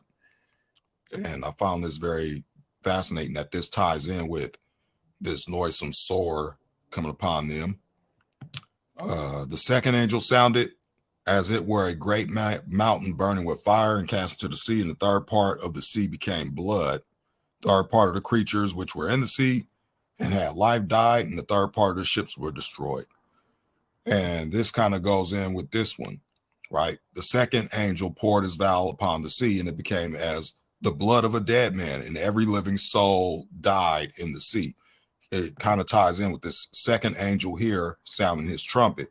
The third angel, here it is. The third angel sounded, and there fell a great star from heaven, burning as it were a lamp, and it fell upon the third of the waters and upon the fountains of waters. And it talks about the name of the star is wormwood, and men died of the waters because it became bitter. And then you go back over here. Third angel poured out his vow upon the rivers and the fountains of water, and they became blood. And I heard the angel of the water say, Thou art righteous, O Lord, which art and which was and shall be, because thou hast judged thus. For they have shed blood, the blood of saints and prophets, and has given them blood to drink. So we understand that when this third angel sounds, these people are drinking this water, and they died of the water because the waters were made bitter. This same angel, I believe, is the one that pours out his vial, and the waters become blood. So the fourth angel poured out his vial upon the sun, and power was given unto him to scorch men with, go back to 8. Sorry.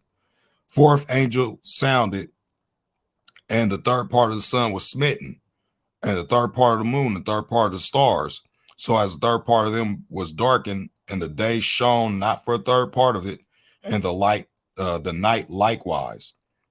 And then it talks about the angel flying in the midst of heaven, pronouncing these 3 woes.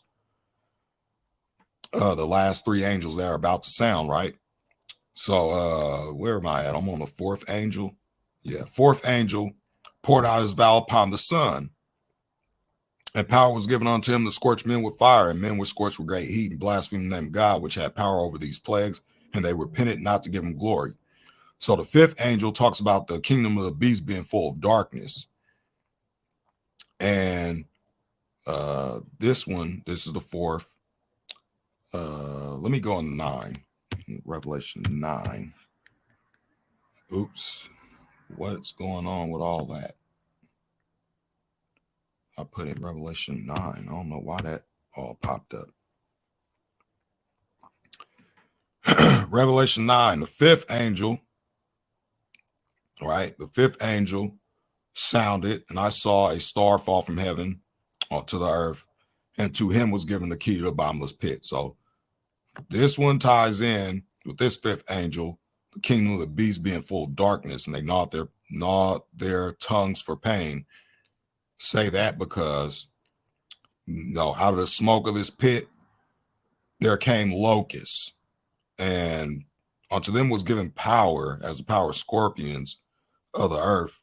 And it was commanded that they should not hurt the grass of the earth, neither any green thing, neither any tree, but of those men which have not the seal of God in their foreheads. To them it was given that they should not kill them, and that they should be tormented 5 months, and their torment was as a torment of scorpions when he striketh a man. That's why I think that this ties in, right? They gnaw on their pains after the fifth angel sounds. They're gnawing their tongues for pain. Poured out his vow. They're gnawing their tongues for pain and repented not of their deeds or their works, right? Sixth angel. Let's see what the sixth angel says here. Okay, so it goes into all that. So the sixth angel sounded, and I heard a voice from the 4 horns of the golden altar. So this is why I say this, right? I believe that these angels, when one blows his trumpet, he also pours out that vow. The second angel blows his trumpet, he also pours out that vow, right? So the sixth angel, and you'll see why I say that. The sixth angel sounded, and I heard a voice from the 4 horns of the golden altar, which is before God, saying to the sixth angel which had the trumpet, loose the 4 angels which are bound in the great river Euphrates. Right? Over here. 6th angel poured out his vial upon the great river Euphrates, and the water thereof was dried up, that the way of the king of the east might be prepared. Talks about these unclean spirits coming out of the beast and the false prophet's mouth, and they go forward to gather these people to the battle of Armageddon.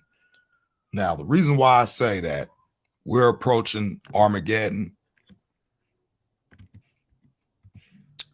is because we have this in the news, right? We have this.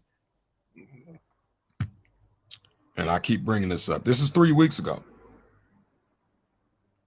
Roughly three weeks ago. Let me see. As you see here,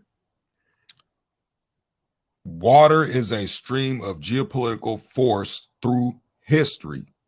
You probably have never heard of such a river, even though most of all, blah, blah, blah, societies living at the boundary of the Euphrates River. Let's talk about the Euphrates River drying up right here.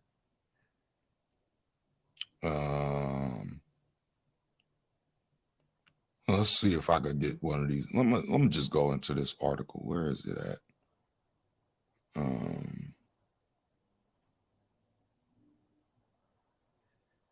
Let's see. I want to get one that was more recent.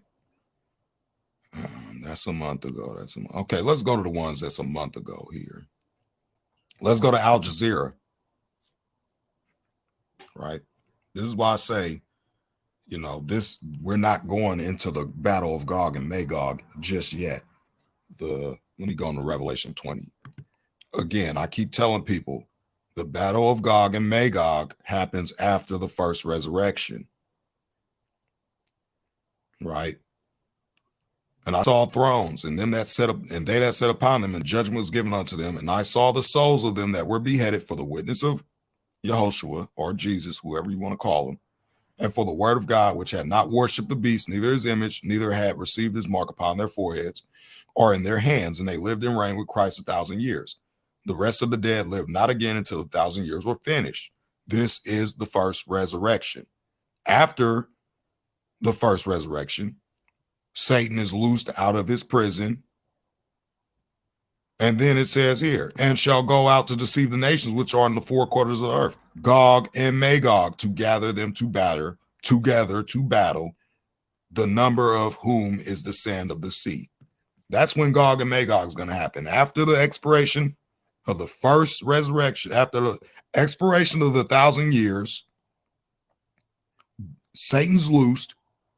Then he goes out to deceive the nations and gathers them to the battle of Gog and Magog.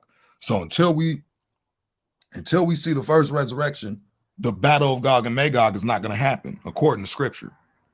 Okay. But everybody says that, the battle of Gog and Magog is happening now. No, we're about to approach the battle of Armageddon, because as we see clearly in scripture, it says when the Euphrates River dries up, right?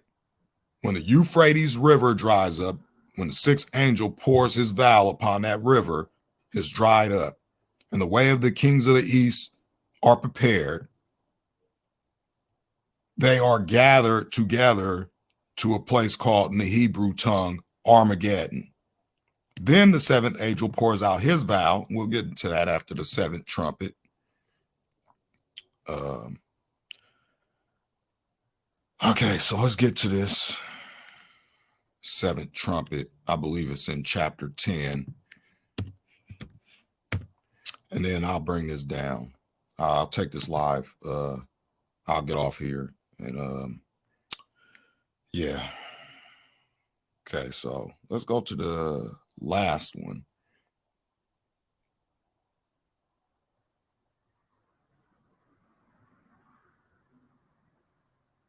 Let's go to the last angel here. Let me see.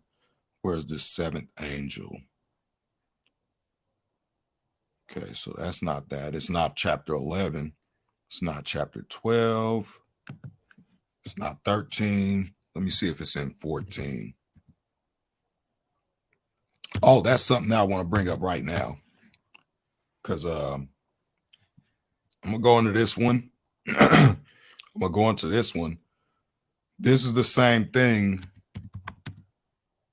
that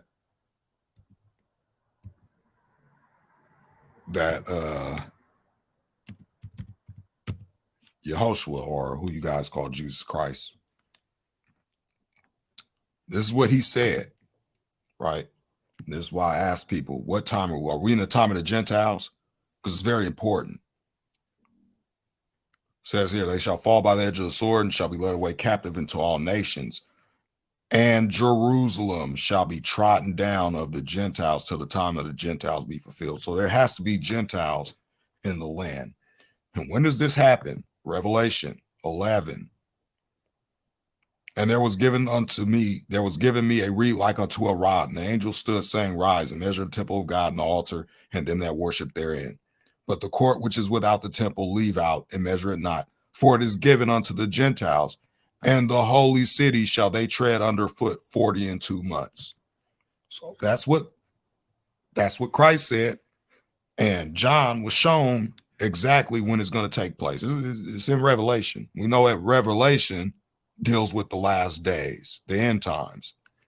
So in the end times, there's going to be Gentiles in the land treading down the holy city underfoot 42 months. That's clearly what it says, right? People don't make these connections. Everything is exactly the same way as it said. It ain't nothing changing. So Revelation, where was I at? All right, so okay, I took it down. All right, let's do this one. I think it's in 14. Let me see if that's it. The seventh angel sounding his trumpet. So these are the three angels, the three walls.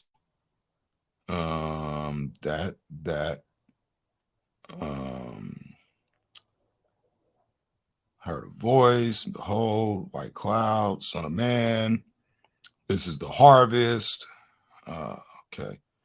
Angel came out of the temple, another sickle. So it's not 14. I believe it's 15. It has to be 15. It has to be. Okay. So this is when the seventh angel,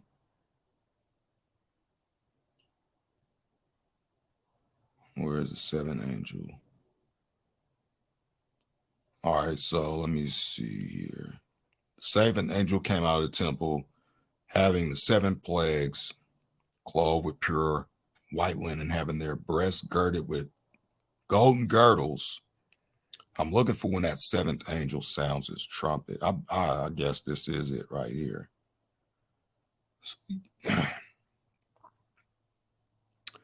But anyway, seventh angel pours out his vial into the air, and there came a noise out of the temple of heaven from the throne saying, it is done. So I believe that, yeah, this one here is tying in because it talks about right here.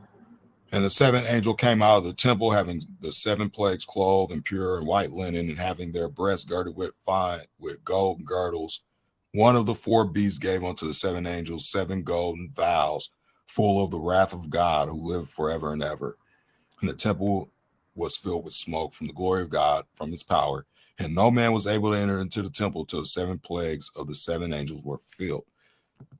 So these 7 angels that's blowing their trumpets, they have the same power as the ones that are basically pouring out the vials. Where am I over here? And this deals with the judgment. There was noises and thunders and lightnings, and there was great earthquakes, such as was not since men were upon the earth. So mighty an earthquake and so great. And the great city was divided. And this is talking about Babylon being judged.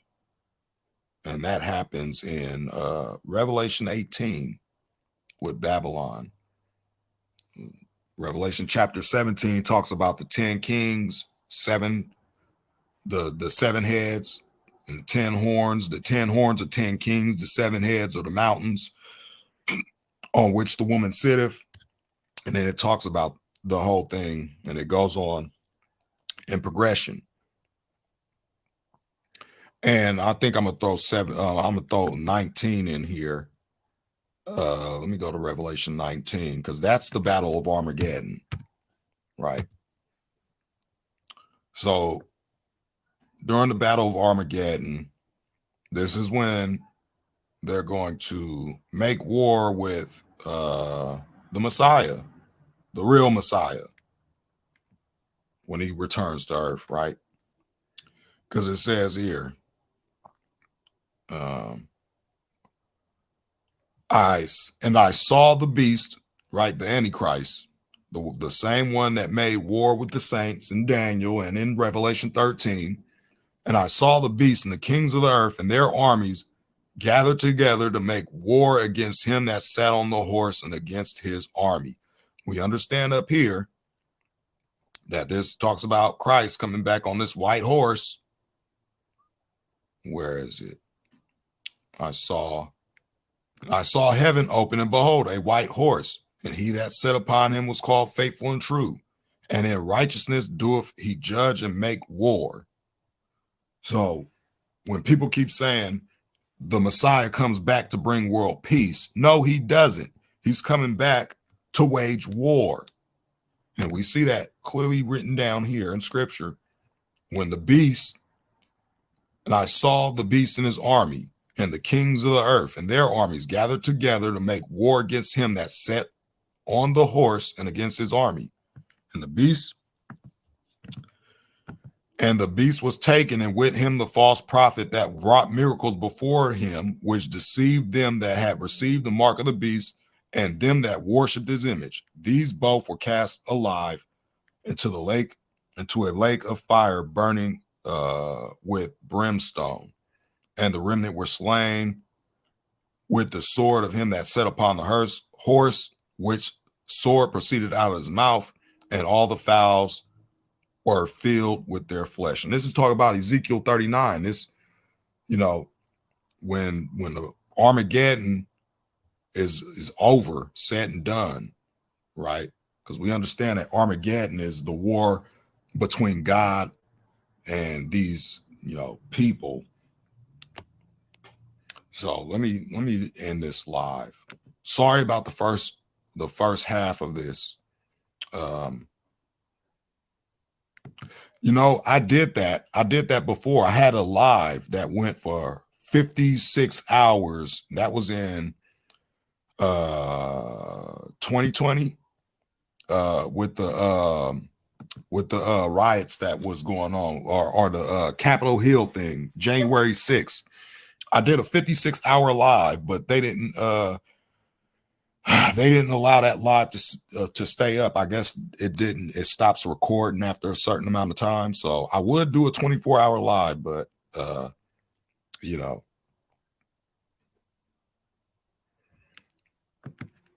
but I appreciate all the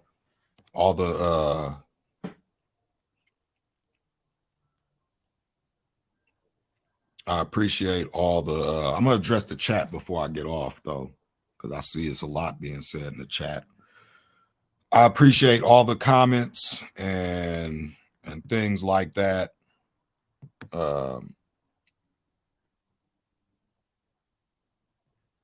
Let me see here. Let me see what you guys are saying in the chat, because when I'm screen sharing, I can't really see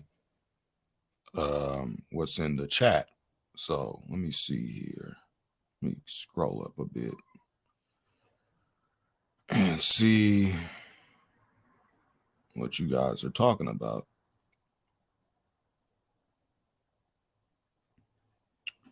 And, I like when people give me comments like this, because, again, it lets me know that, people are actually listening. People are getting edified. People are gaining some kind of understanding.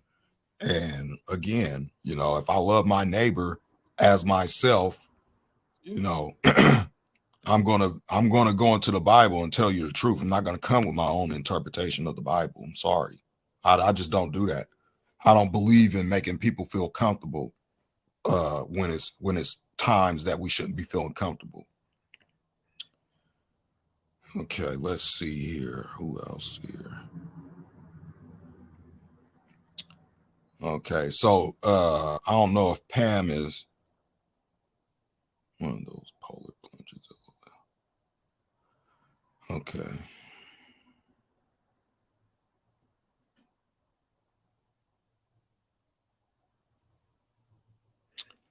Let's see here.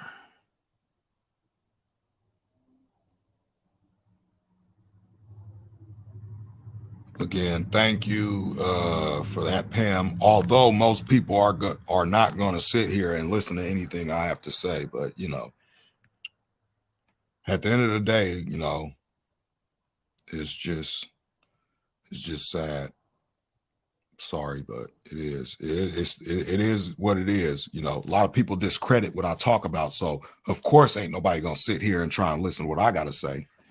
But you know, that's why I say I only feel better about reaching those who have ears to hear and eyes to see. Okay, that's the whole point. Having ears to hear, eyes to see. This is way better than the other. Becoming unplugged. Okay, that's side talk right there.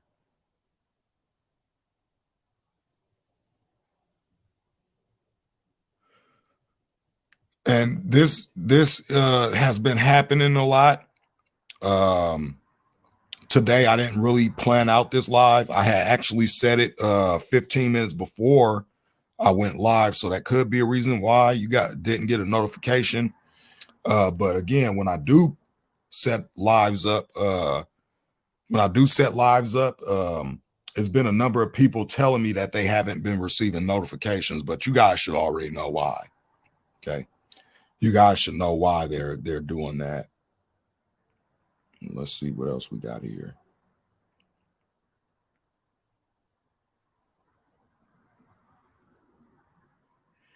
Let's see, we got more side talk here. I want to get to this question that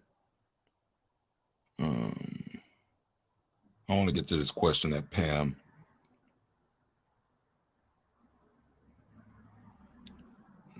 What did Pam ask me?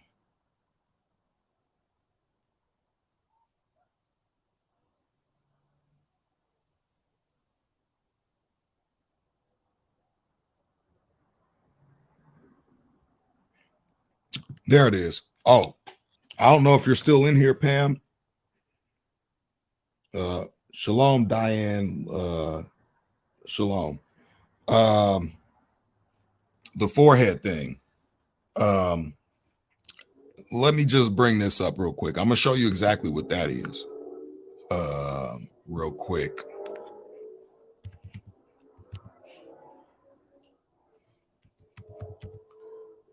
All right. So I'm gonna show you exactly. Where is it? I'm gonna show you exactly what that is, because it makes sense.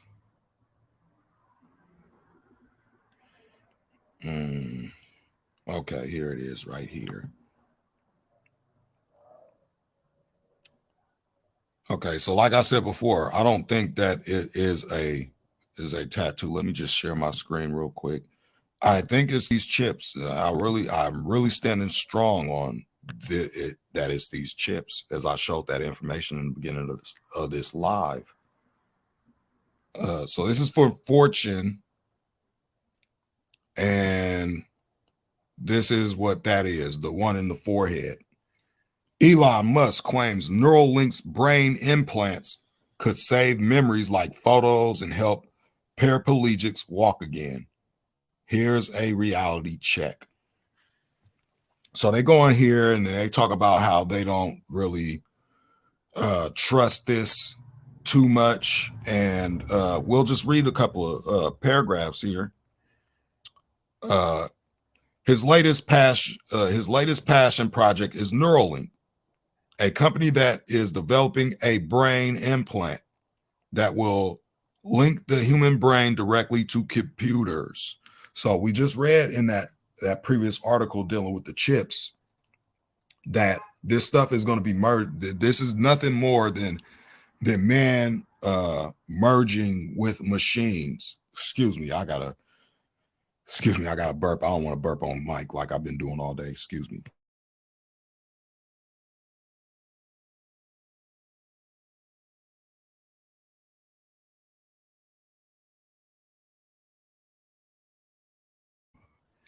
But as I said before, I believe that it's this technology.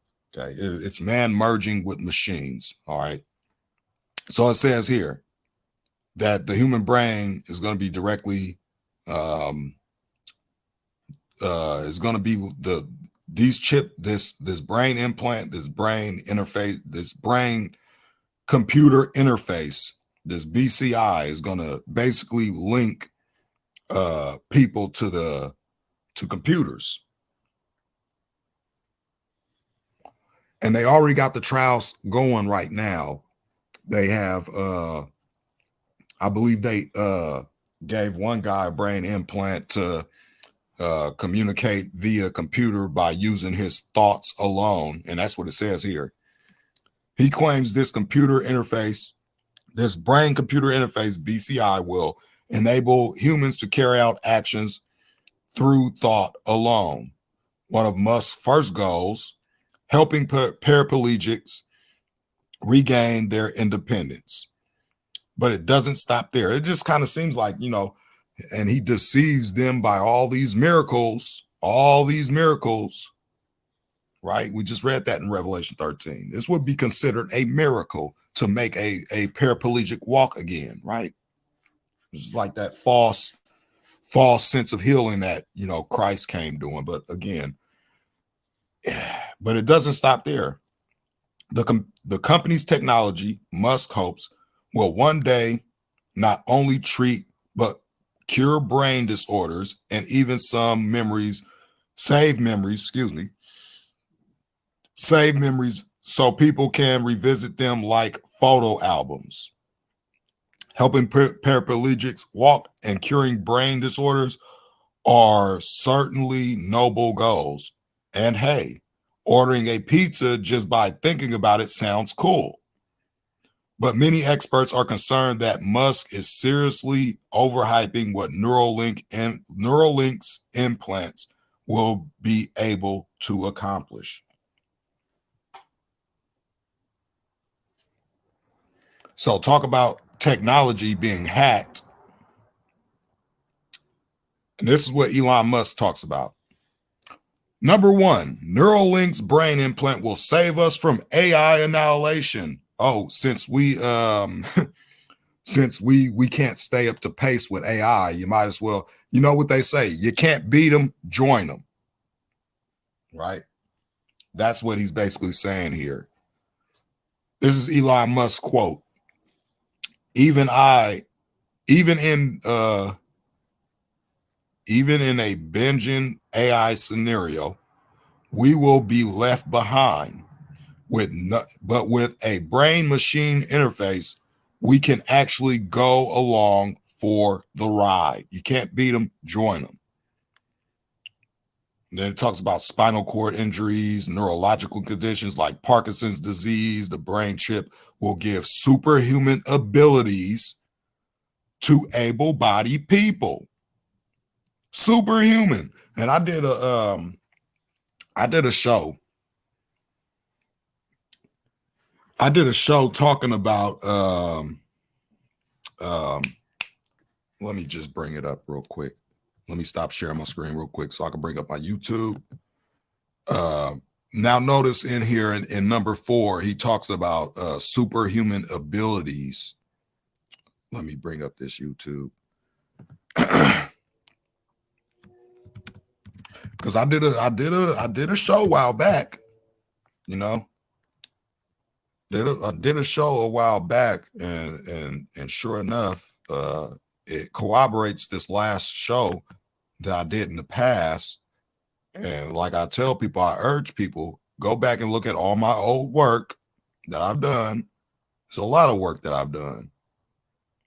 And let me just see here. Let me share my screen now. Let me share my screen. It's another question I'm going to answer before I get off here to Pam. So stick around for a minute. So when I told you guys earlier that I did this video talk about things that are leading up to the mark of the beast, you guys go check this video right here out. I was going into this patent here, the WO 2020 060606 patent, and it's tying in with what I just read today. And let me see, scroll down again. You can go and look at this as well, because I gave people a warning 6 months ago, and here we are 6 months later, and they're pushing it even more, right? As a matter of fact, let's play this video real quick so you guys could hear it. This is Zoe. Just like you, she uses lots of different cards. You see this? Remember when I was showing that they had these keys, these credit cards, these IDs, and all that stuff, right? And I kept bringing up that I told people back then when I first started coming into the truth and actually understanding what the Bible actually says and stuff like that, and what it's talking about, and how I look at what the Bible scriptures say, and I look at what's going on in the world. And I told people, the minute you see people scanning their hands at checkout, you're going to know what I said was true. I didn't tell you guys that. I told a few people back then, and they thought I was crazy. And that's when I started losing friends. And I asked my family member that was in the service. I asked, and it was basically confirmed that yeah, this is what it is. Okay. Cards and IDs to get through her day. What if all Zoe needed was herself? What if all Zoe needed was herself? So it's basically going through here and it's talking about, oh, you know, she gotta get her car keys and all this stuff. But what if she just only needed herself? This is titled, Get Ready, They Are Pushing the Mark, right? Did this 6 months ago. And I find it very fascinating that the information I keep bringing out, it later on becomes corroborated by later on developments in what's going on. So that's why I focus on the end times, so people can be aware. I think that more people should be focused on the end times, because all this stuff is going to be leading up to when the Messiah comes, right? This is how we tell how much time we got left. Because when, like I said, it's prophecies being fulfilled as we speak, but not a lot of people are informed about it. So let's continue. Introducing Amazon One, a free service that lets you use your palm to quickly pay for things. An Amazon service that lets you use your palm to quickly pay for things. And just look at this. Just look at this. Gain access, earn rewards, and more. Let's say you're grabbing your favorite coffee beverage.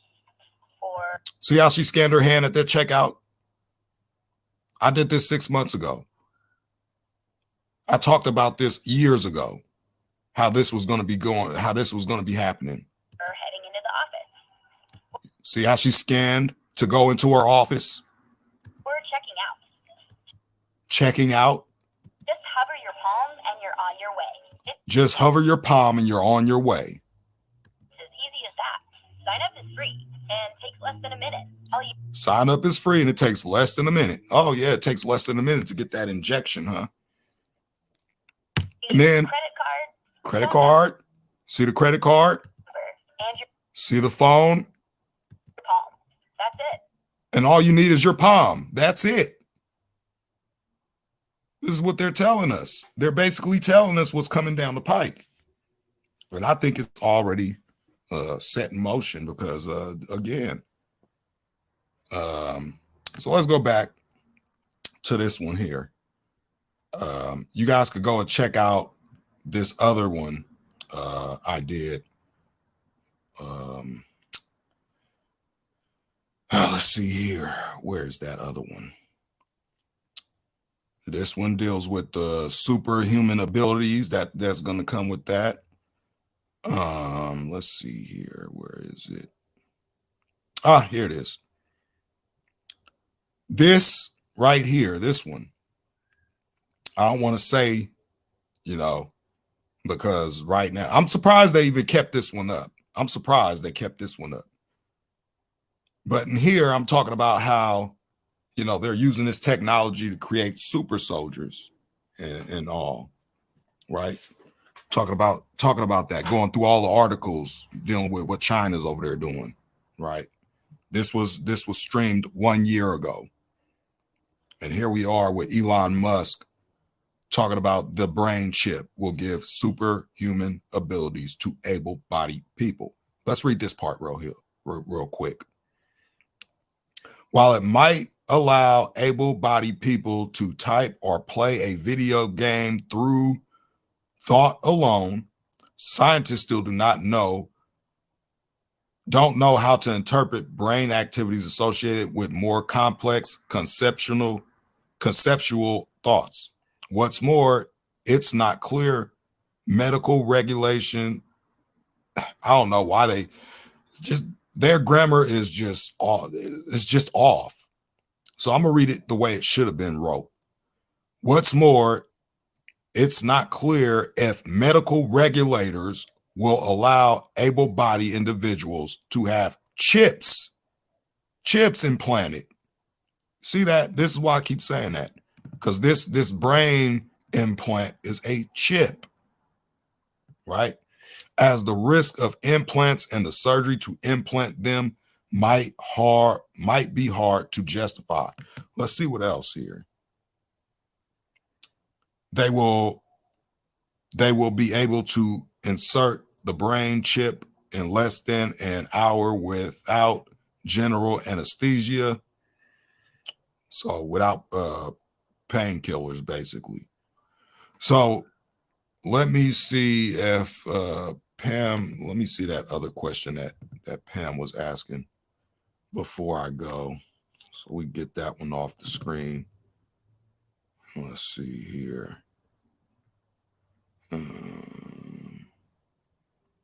Let's see here.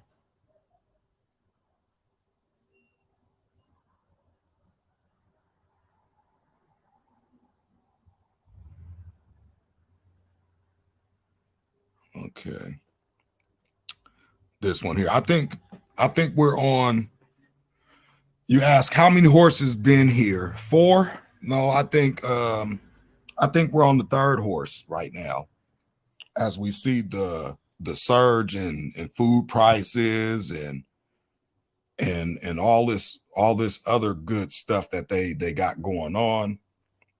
But yeah, I believe we're on that black horse right now. We haven't reached the pale horse yet, because the pale horse, when the pale horse arrives, then all the horses are in full effect.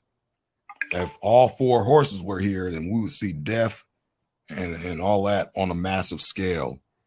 So let me see if I got anything else in here that I would want to address before I get off, so you guys don't just be asking questions and I'm not addressing them. So, because I tend to jump off a lot.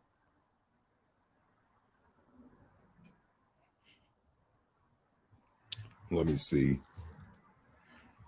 because I don't see any more. Oh, wait, there it is. Okay, I feel informed. Pam is here. Thank you, Pam. Say don't listen to this. Okay, that's some side notes. All right, I addressed Lynn and true believers. It is uplifting. Thanks again, Pam. So I covered the forehead thing.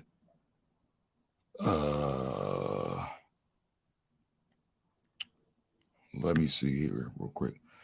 Let me go grab me some juice, because my my throat is getting dry. And I'm gonna come back. If you guys got any questions before I get off this live, just pop them in the chat. I probably might sit here and answer some questions for like 15 minutes. So just let me go get something to drink real quick. I'll be right back.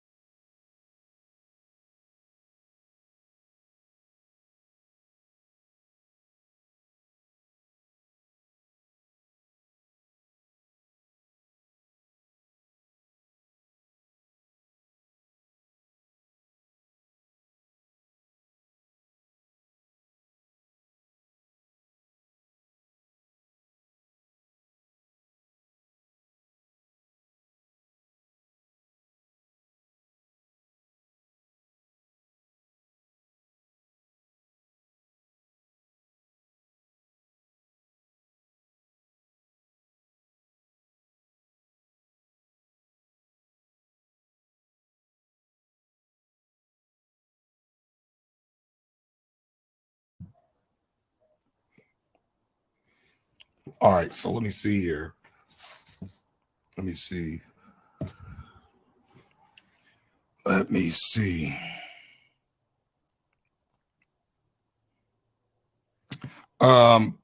Brunette in the room, yes, they are signing up for it. It's very sad, but you know, prophecy has to be fulfilled. You know, these are the people that are uninformed, and that's the only reason why I would say people are taking this stuff or signing up for most of this stuff, because they're uninformed. Now, if more people was informed, which, you know, I don't think is even possible, because, you know, even if you inform people, they don't believe it until it comes to their doorstep. And it is sad that it has to be that way, but just addressing that one.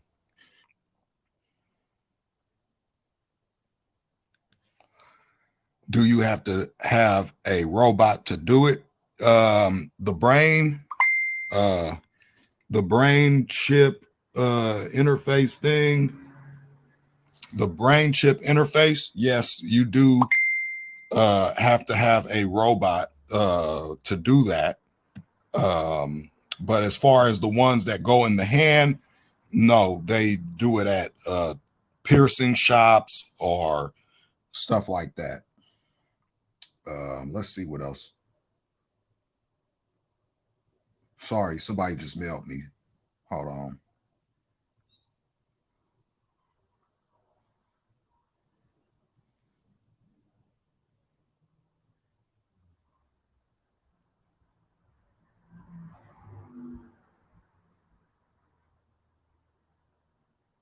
All right. So I got that out the way. All right. So okay. So where was I? Oh, yeah, the ones that go in the hand, they do it at tattoo parlor or a piercing shop or stuff like that. The ones in the hand are done by a human. The ones in the brain are done by basically a computer. Let me go back to my live chat. Holograms too, of course, Pam. That's what they're going to have coming down the pike.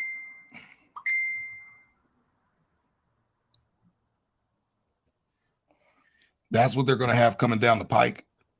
Sorry, I'm getting a message, Facebook message. Sorry. That's what they're going to have coming down the pike. And I think I should just share that as well. Let me share that, because, again, this is another thing that I talked about that they're going to have coming down the pike with this technology that they're pushing this stuff. Now, I don't know how many people know about it, but give me a second. I'm gonna have to find something real quick. Just give me a second.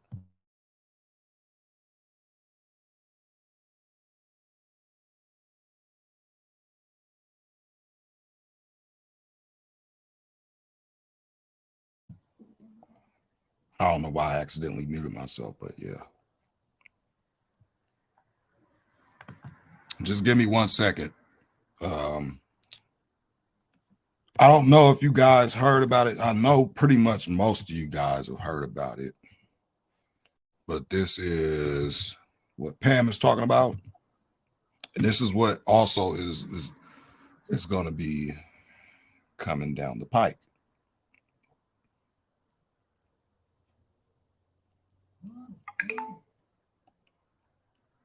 Okay. So this is why I say, you know, fact check the fact checkers, because we know the fact checkers are basically when they say that stuff ain't true, or they say stuff like conspiracy theory, right? Like they say right here in news.com.au. I believe this is Australia's news. Project Bluebeam. I know you guys heard about it. Let me go to a photo for you. And then actually let's go here. NASA's New World Order conspiracy theory. And they keep saying that it's a conspiracy theory, when we know that they tested the technology when they had that floating city over China. They had that floating city over China. Excuse me for all the noise in the background, guys. You know, you hear cars and motorcycles and all that stuff. But let's look into this here. And you see this is under the technology tab here. So I'm just going to bring some of this stuff out. Project Bluebeam conspiracy theory suggests NASA has secret plans to create a new world order. And look who they have in the clouds. I mean, come on. They're man's look at this. This is what they put down here underneath this picture here. It says Jesus is coming from the sky to explain your religious beliefs are wrong. I find that very fascinating, right? Find that very fascinating. They say that. So this is why I say they're going to fake the return and all that stuff. But they call it a conspiracy theory. Let me bring something else up as well. Where did this come from? Where did this term come from?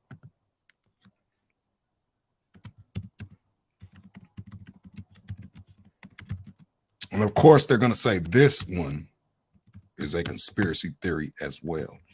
When they already had documentation that they created this term to combat those that were going up against the Warner Commission. And they scrubbed that article and they put up all this fact check stuff, which is why I say fact check the fact checkers, right? So this here, they say there's a conspiracy theory that the CIA invented the term. Now, let me see if I can find this. So they call it a conspiracy theory that they created the term conspiracy theory. Here it is. The CIA popularized the term conspiracy theorists. Let's read this. Let's go in here. Let's read some of this. Because everybody, they say this is false, right? They got that up there as false. But everybody uses this term that the CIA popularized back when they were, getting criticism, right? The idea that the CIA popularized the term conspiracy theorists to stop critical thinkers from asking questions is in itself a conspiracy theory. Sure it is. So this is where the term, basically come from. So they say social media users are alleging that the CIA popularized the term conspiracy theorists to silence dissent. Some are claiming that in a memo titled Counter Criticism of the Warner Report, the CIA set out to make the term conspiracy theory a weapon, which everybody uses, to be used against anyone who questions the government's secret activities and programs. Really? I mean, I find it very plausible, but knowing that the news is basically controlled by said government, of course they're going to say it's a conspiracy theory because they don't want you to look into it, because that's the term that turns everybody, to that other side. Oh, it's just conspiracy theory. Don't look into it. And then everybody automatically thinks that it's total nonsense. I looked into everything that they said was a conspiracy theory, and it just doesn't seem. Let me get that video as well. Let me get this video real quick. Let me bring this video up, because this guy made a statement on the news, and I promise I'll bring this live down.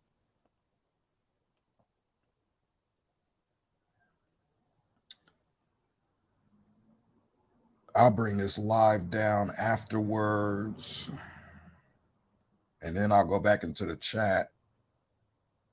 And see what everybody's saying. But I'm going to try and find this video where they're talking about, let me see. Let me see if I can find it, if they didn't scrub it off YouTube.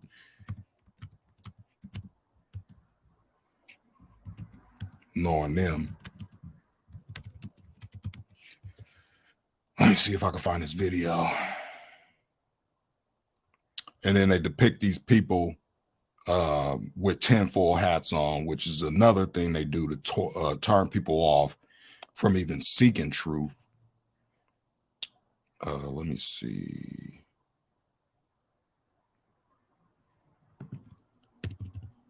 Let me see if I type in news story, will it bring it up?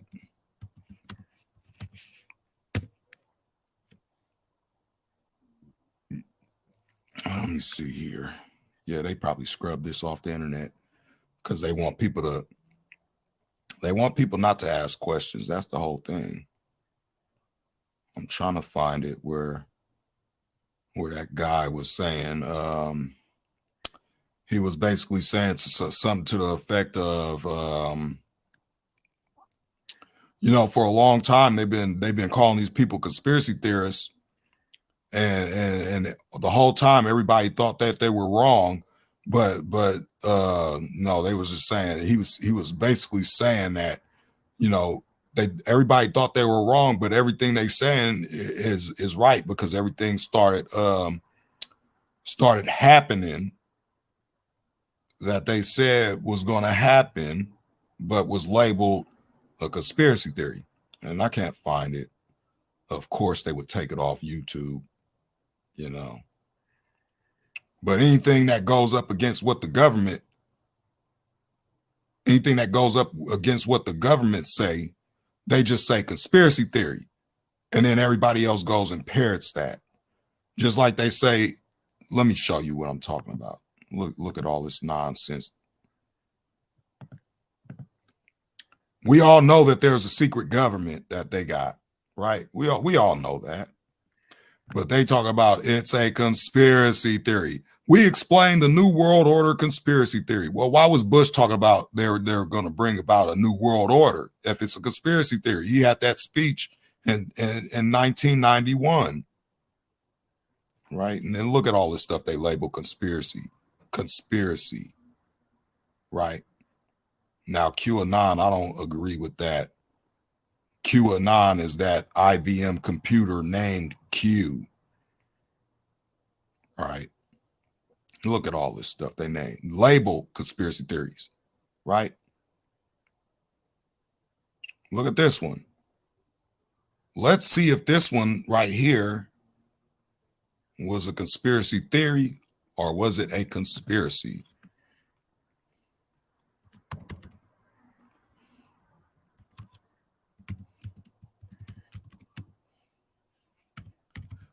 I went through these cards on people's channel before. You guys tell me what this looks like right here. Just tell me what this look like. And then I promise I'm going to end this at the 3-hour mark. I promise. But you guys tell me what this look like here. Tell me what this looks like here.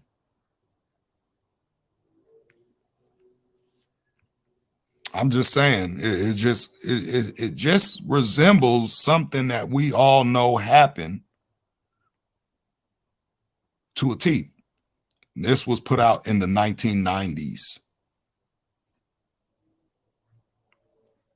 Does this one look familiar here? I mean, is it just a coincidence that this is on these cards and they,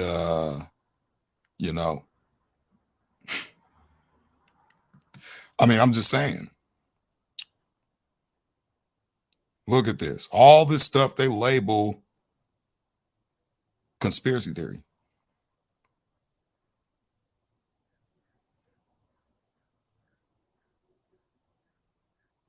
Look at this. We're not going to stay stuck on this for a long time. Let me pop back into the chat. Right. See what you guys talk about in the chat before I get off here.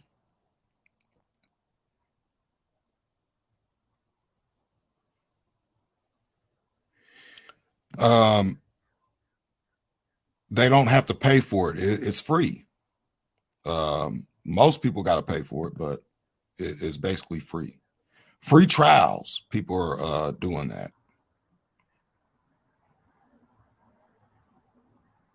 Thank you, Pam, for verifying that. Let's see what else we got. Why are people not believing this stuff? Why are people not believing this stuff when they are actual advertisements for it? I don't know. Maybe people are just choosing to be blind to the facts, or people just don't want to accept the facts because, again, nobody actually believes we're living in the last days, really. It's a handful of people that believe it, but not everybody believes we're living in the last days. As you see, the world is carrying on just as it's been carrying on. Let's see. Let's see here. I posted that article on Discord a little while ago about scanning your finger. They don't even need the palm, only the finger. Okay. Let's see. Don't go yet, Mil. I'm trying to figure out something, okay? Let me see. Oh, okay. That's what you were talking about. All right. Do more shows here. True believers tend to group here. You know, the reason why I haven't been doing these shows, again, I had brought this up in the beginning of my live. I've been doing the deliveries, trying to keep my phone on, and again, my cat passed away not too long ago. I was talking about that on Discord, how me and my mom thought, well, we were right, but she was ready to go. It's a sad thing, still trying to deal with that, but you know.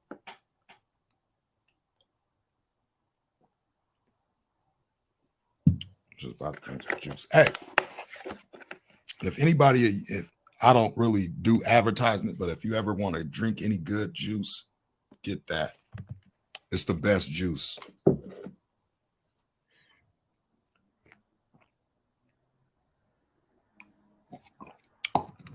It don't taste like that syrupy crap that's in most of this other stuff. It actually tastes like it's made from real fruit. Okay. Fact checkers needs a checking on their facts. Of course, I check their facts. I'll bring about what truth that we can find.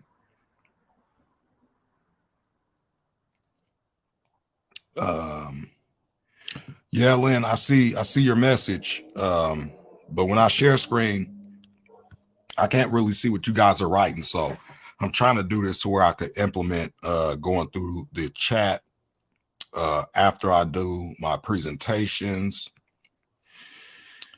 I wouldn't even waste my time using that site. I don't know what you're talking about there. Most call conspiracies come true. Exactly.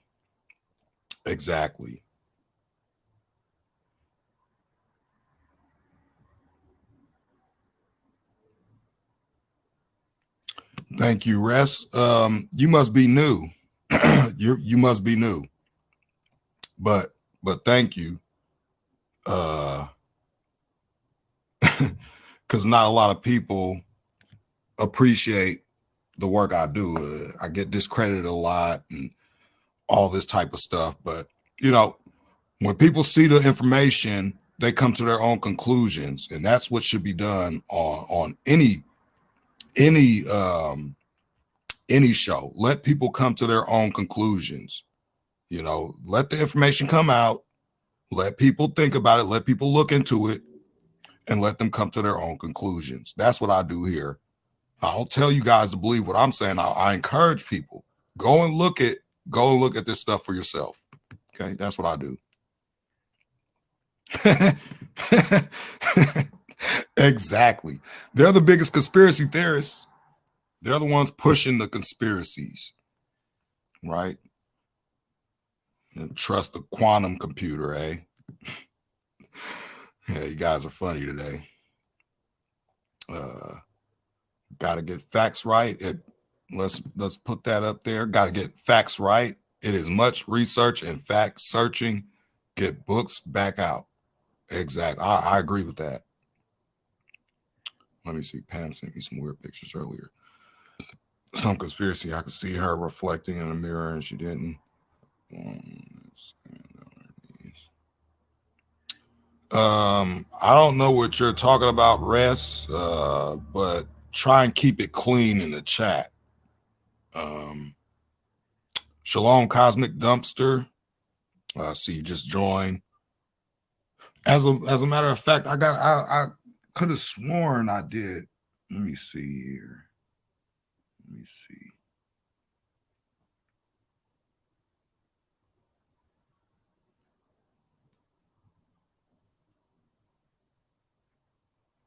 You on there?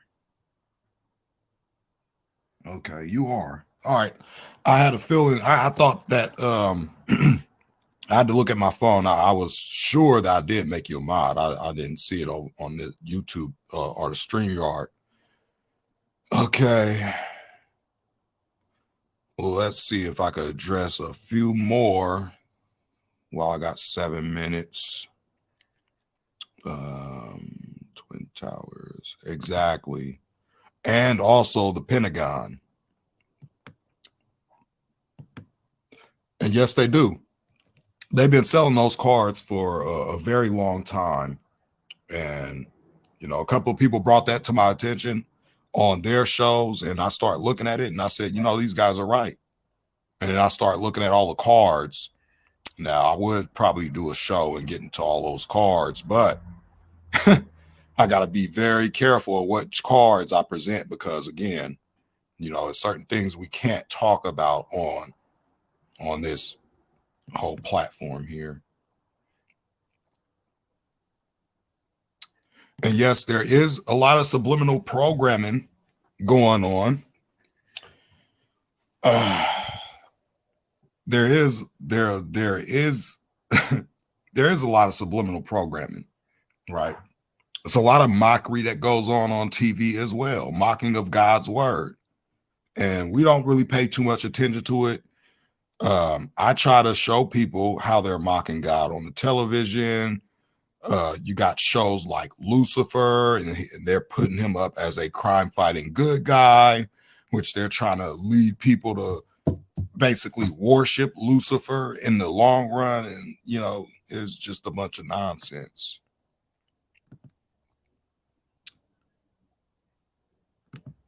And we are exactly in that time.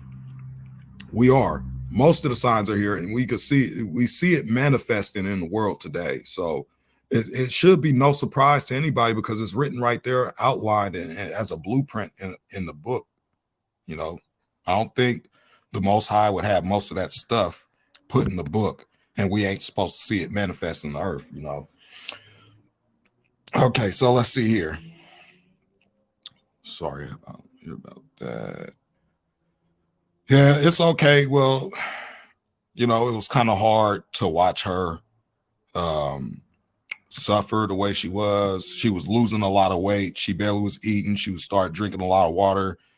And then she stopped drinking water. And then she started falling over. She couldn't stand up. And it was just painful to watch. And then, you know, the day she passed away, the day before, we were trying to feed her and she wouldn't eat. And then she threw up, and, you know, the next day she was just laid there, and, you know, we came in, found her dead, and had to dig a hole in the back and, you know, basically bury her. And yeah.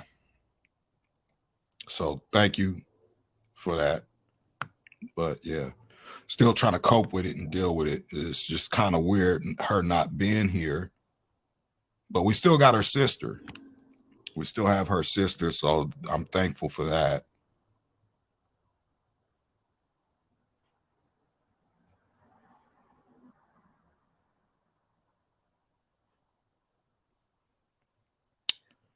I've been listening, just painting. Good show tonight. Thank you, Cosmic Dumpster. I appreciate all the good comments from everybody. I appreciate that.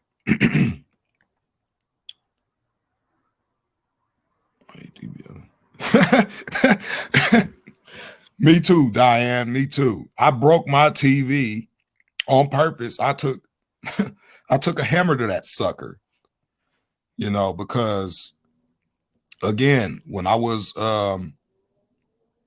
watching television, it was like a distraction. It was like a big distraction. And, you know, I used to believe stuff. And here, I'll show you a news article that I had saw.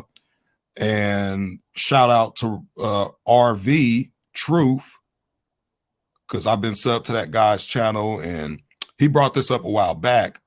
And me and my mom, we had seen this on the news, actually on the news. And we were sitting there and we were thinking, wow, these are some crazy names, right? These didn't make sense to us, but we didn't really pay it too much mind. We just, you know, went on and went about our day. And then it later comes out that when it was brought to our attention, we were like, wow, that is just, you know. But let me bring this up real quick.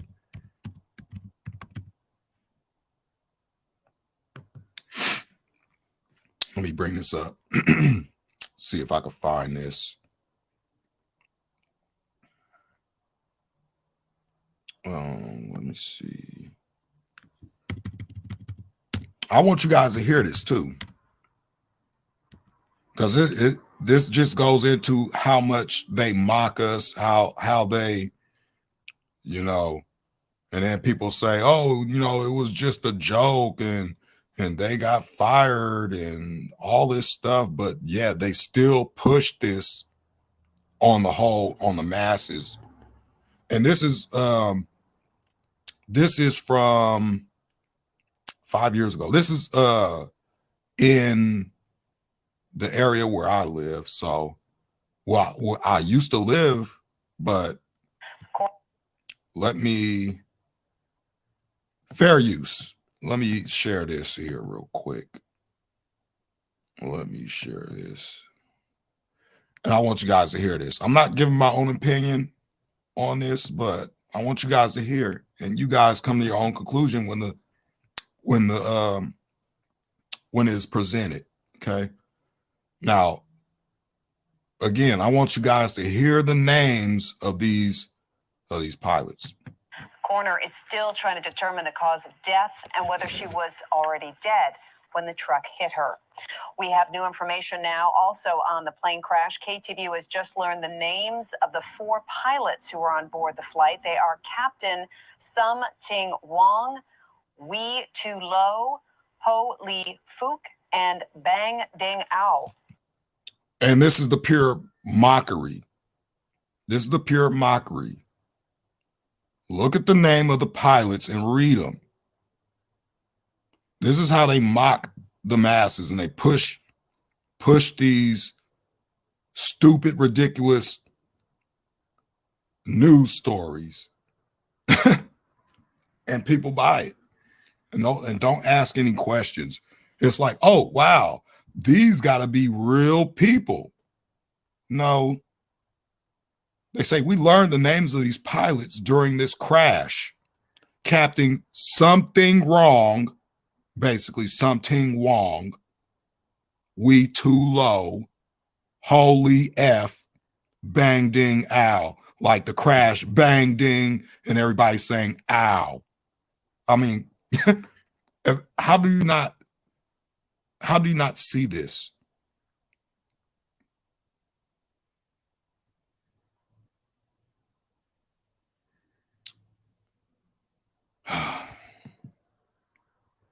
I'm gonna have to put you on timeout next time you post something like that. I'm sorry.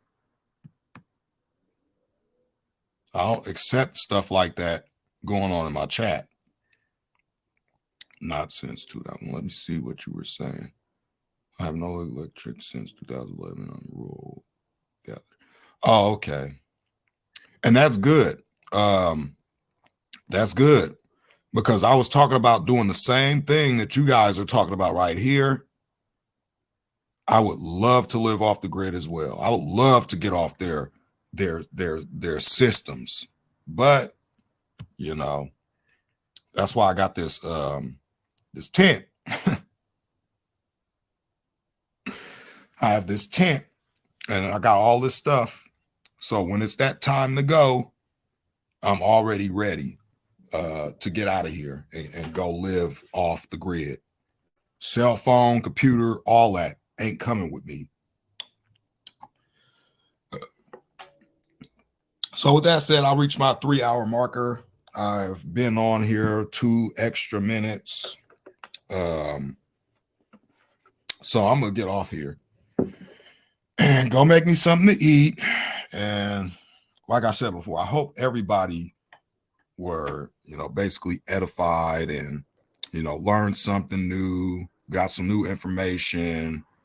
I'm going to go back into my descriptions later and I'm going to post these links in there. So if you guys want to share this information and where you can find the stuff in the Bible, just, share the video if you so wish.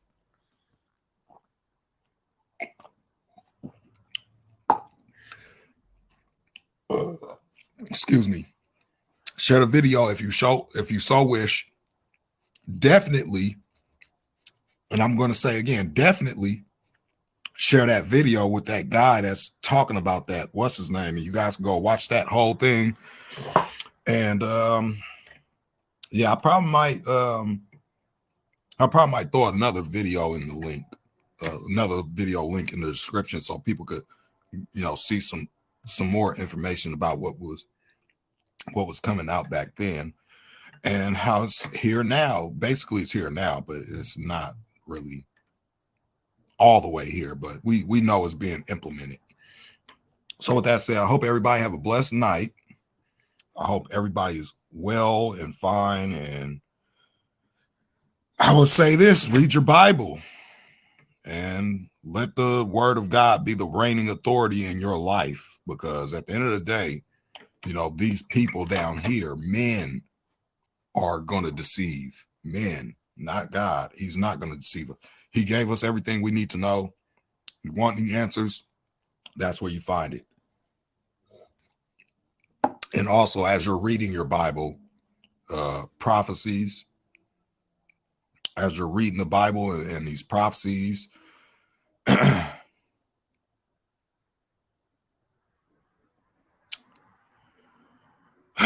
sorry to hear about that, Rest. I would put that up.